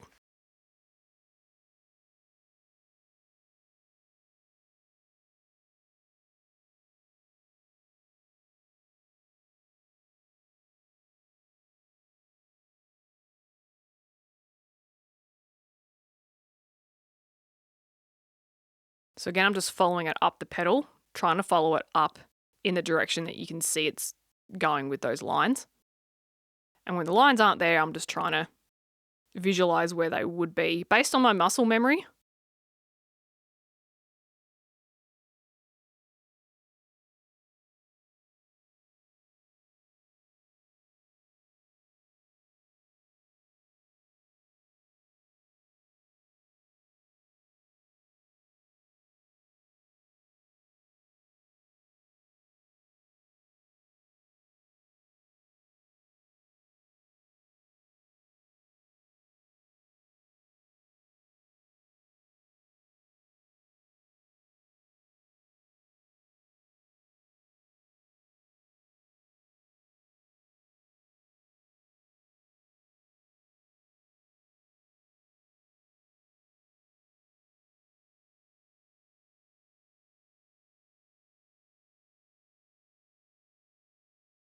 And this Crimson Red really blends well with the pomegranate too.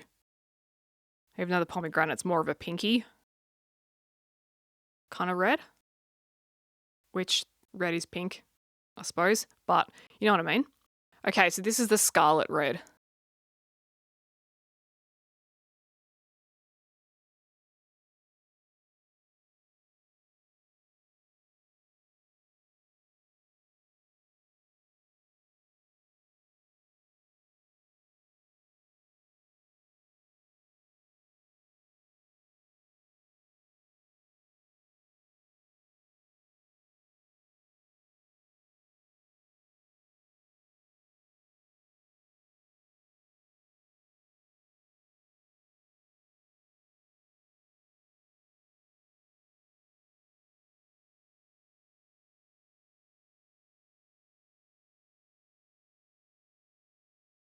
Scarlet Lake, I should say.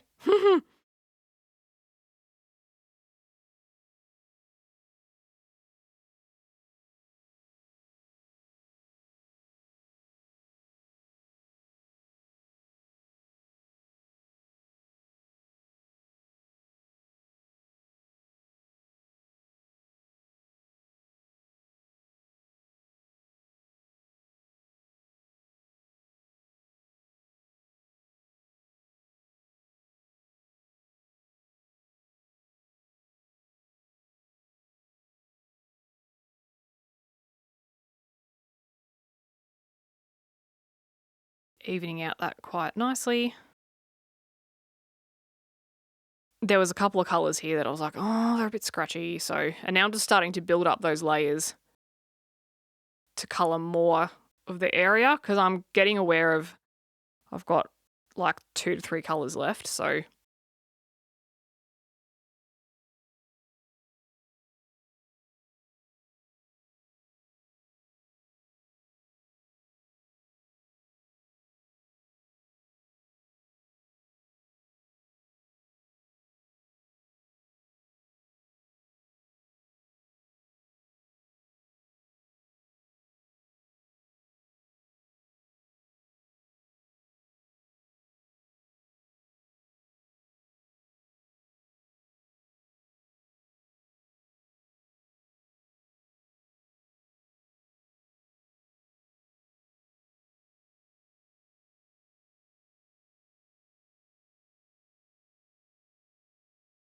All right, so this is the permanent red.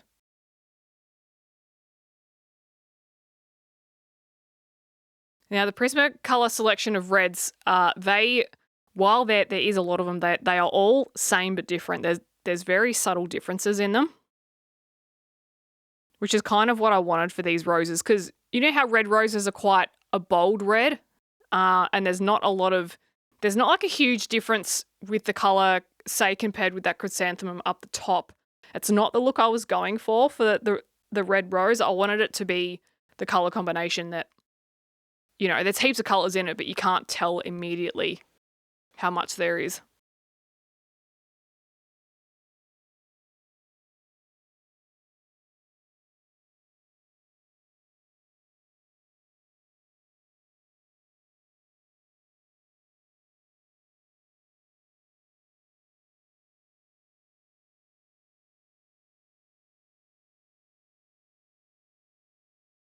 Some of the petals that are tucked underneath, I'm just trying to make sure that the darkest, like the most tucked away spots are the darkest, and then the lightest is towards the edge there, which you can probably already tell. It can get a little bit more difficult when the petals are close together. Just do your best.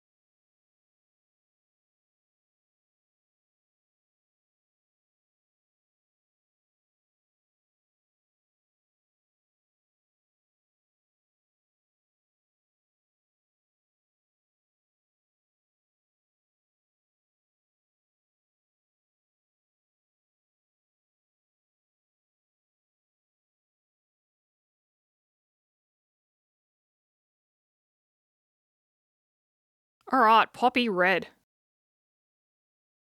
This is the last red. However, I do add a lighter color after this that isn't red, because I think I was like, I want a little bit more highlight. And if you're looking at the rose, and I'm like before, it's how it's looking a bit waxy. That is the light reflecting off the Prismacolor, because the page is fully burnished. So when you're looking at it without a ring light directly on top of it, it's not going to look like that. It's only going to look like that if you put it directly under a light. And I'm just shading some of the very tops of the curl on the petals. As you can see, I've already started to do a couple of them, because the color that I'm going to blend it with, I feel like just needs it.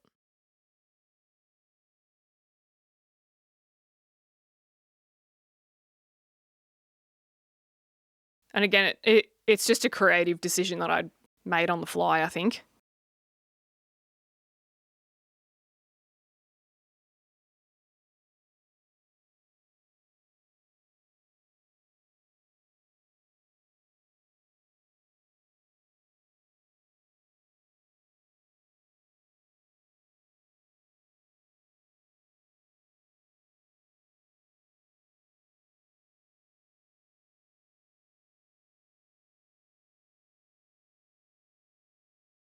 Just a nice light layer.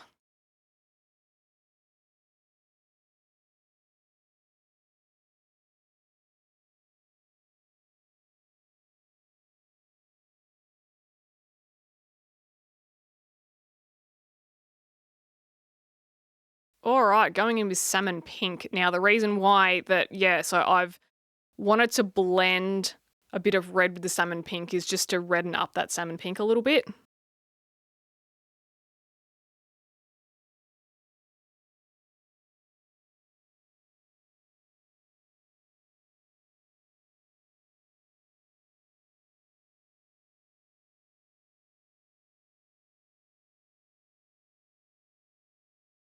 And I'm really glad that I made the decision just to leave that little gap there and colour that the back section of the petal in with the salmon pink, even though, yes, I've got a very solid red rose.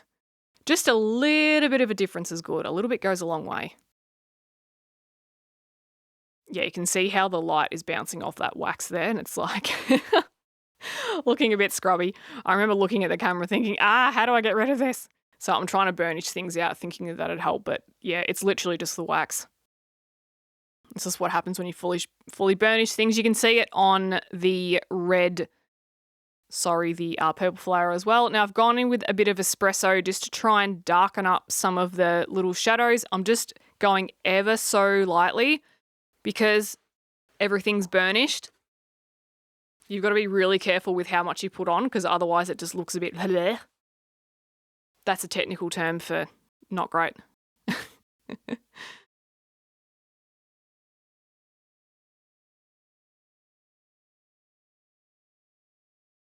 Alrighty, now for our pan pastel. Now I'm literally just using a cotton bud. There are other tools on the market. However, I feel like I have most control with a cotton bud. Don't ask me why. It's just where I'm at on my pastel journey. Pastel is something that I have the least of amount of experience with. Even I'm more comfortable with neo colors at this point. However, I really like a pastel background. And at this point too, I'm going over some of my pencil work, but I'll erase that off later. And now going over with my favorite gel pen. This gel pen is so sparkly. This is the Dual Metallic in gold. The Pentel Dual Metallic. And originally these were going to be white. However, as soon as I added that orange background, I was like, these are going to be gold. They are so sparkly. And they look really sparkly now, and they stay that sparkly too. So at this point, I'm starting to think about Milli Marotta and gel pens and another tutorial. What do you think? Especially with these dual metallics. I'm like, Yeah, so just with Pan Pastel, you can see why it's good to do the Pan Pastel first if you're going to go, if you're covering over a lot of areas. See how my leaves are slightly orange. Now, I have taken up a lot of the orange by using some other sponges just to pick up the pigment. It's a sacrifice that I was willing to make because I knew that I had decided to do a Pan Pastel background at the end. And I have gone, on previous pages, I have used like the little soft tools, the little tiny ones. However, given how tiny the gaps are on this page, I'm just like, it's just going to look horrible. So, yeah. But sometimes, again, it's going to happen. You might not decide that you want a background until you're halfway through, and that's okay. Like that, it just happens. Like we can't perfectly visualize how things are going to turn out from the get-go. I love this gold. Okay, now I'm going in with some red because I've got those two red roses. I want to bring up red in other areas. And so that's why these little teardrop flowers are going to be a mix of red and pink because I don't have too many other areas that are red and pink. And they're glittery too. So I'm just colouring every little individual portion and then going in with the pink here. This is the pink in the dual metallic. That previous one was a Signo. Again, just use what gel pens you have. You can use pencil if you want, if you don't like gel pen.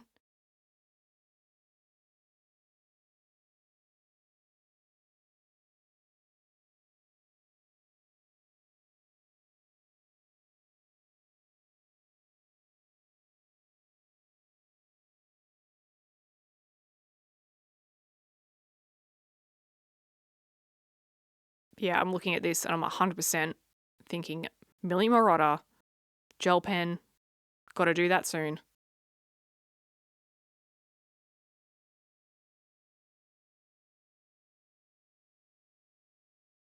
Okay, and I'm going over this flower with the gold too. Just because I want to. Oh, I was on, so I get all my art supplies from the art shop. It's literally called the art shop, and they have these dual metallic, but not in pens, but in brush markers. OMG, guys. I'm going to get some and they're going to be on the channel. Yeah, I was just browsing and they're like, oh, we've got this new thing. And I was like, ah!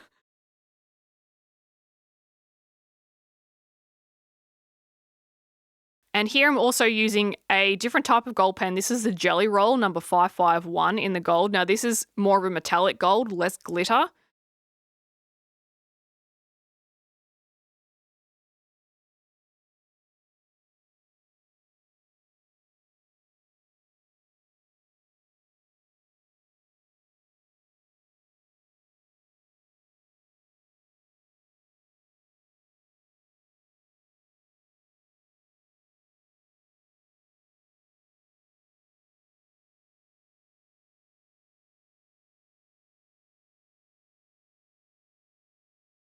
Look how shiny. So shiny. This has got to be my favorite pen.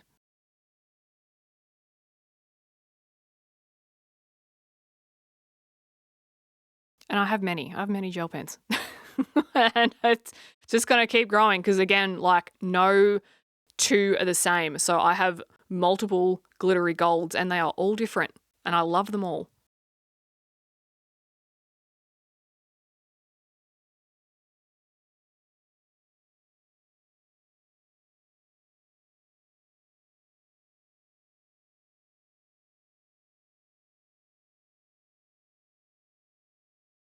So guys, if you have stuck with me through this entire video, thank you so much for joining me. This is a 2-hour one, so it's not too long, but I've had great feedback from you guys that these are the types of videos that you love to watch. So I hope you liked today's one. I would love to see your completed pages. So you can find me on Instagram if you don't have a channel. So it's just Ink and Hue Colouring. It's the same logo, same branding, same everything. So you can find me on there and show me your pictures. I would love to see them. And you can even bring across this colour palette to another page. It doesn't have to be this one.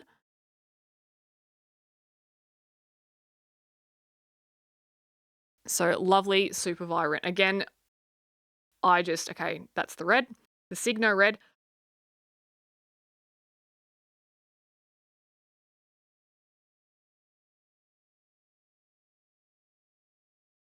I had no idea it was going to turn out this way, and it was such a beautiful surprise.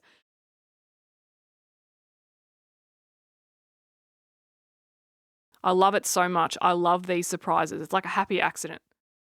And I love how things just evolve before your eyes. Okay, going with the pink. And let's not forget that those leaf clusters that are at the top there.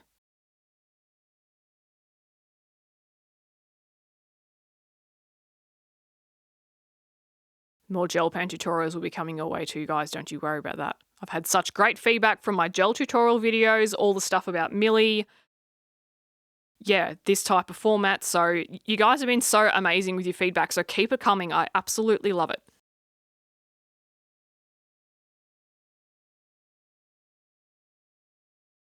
Okay, going in with the metallic gold, the Jelly Roll.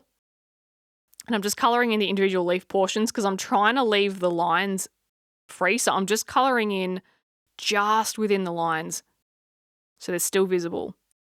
And the Jelly Roll, what would you call it, ink, is perfect for, it just, like it spreads a little bit, but not too much, like hardly anything. It's beautiful. If anything, it spreads at first and then it shrinks on a microscopic scale. So I try and keep, if I'm doing bigger stuff, I'll try and keep the line work there just so it's, like a bit of interest and it doesn't look like a absolute like pool of gel pen that I've left. You can still figure out like what it is and you can still see the detail. So I'm going to be using both the glitter, which you can see up on the screen there, both the glitter and the metallic gold. And again, I didn't decide to do this until the very end. So, and you can see that I've tried to erase some of the Pan Pastel off, but I was like, oh, look, it doesn't really matter because I'm going over it with gel pen anyway. But you can see that was just me erasing it with just a normal eraser. So yeah, it has been recommended to me to use a kneadable eraser. I just need to buy one. And do your Pan Pastel first. But again, sometimes you don't know you need it until you're halfway through your page and it is what it is. So you just roll with it and you sacrifice what you need to sacrifice. But I'm not, I'm not completely mad about how some of the leaves have a bit of an orange tint.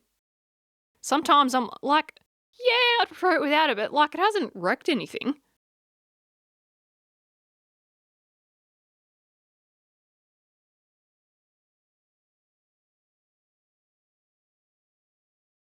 And if you haven't already, guys, please don't forget to like and subscribe to this video and let me know in the comments what you thought, if you found this helpful.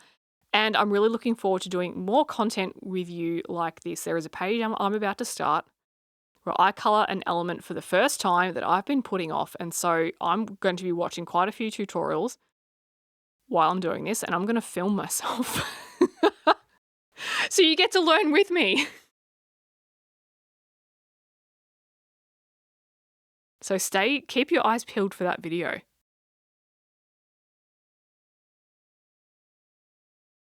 If you've been keeping up with my progress, you're probably going to know what element I'm talking about. There's a couple that I've been a bit scared to do, so you might know what it is. Now, I'd love to know in the comments if you can guess. So I'm just doing the leaves in the sparkly gold.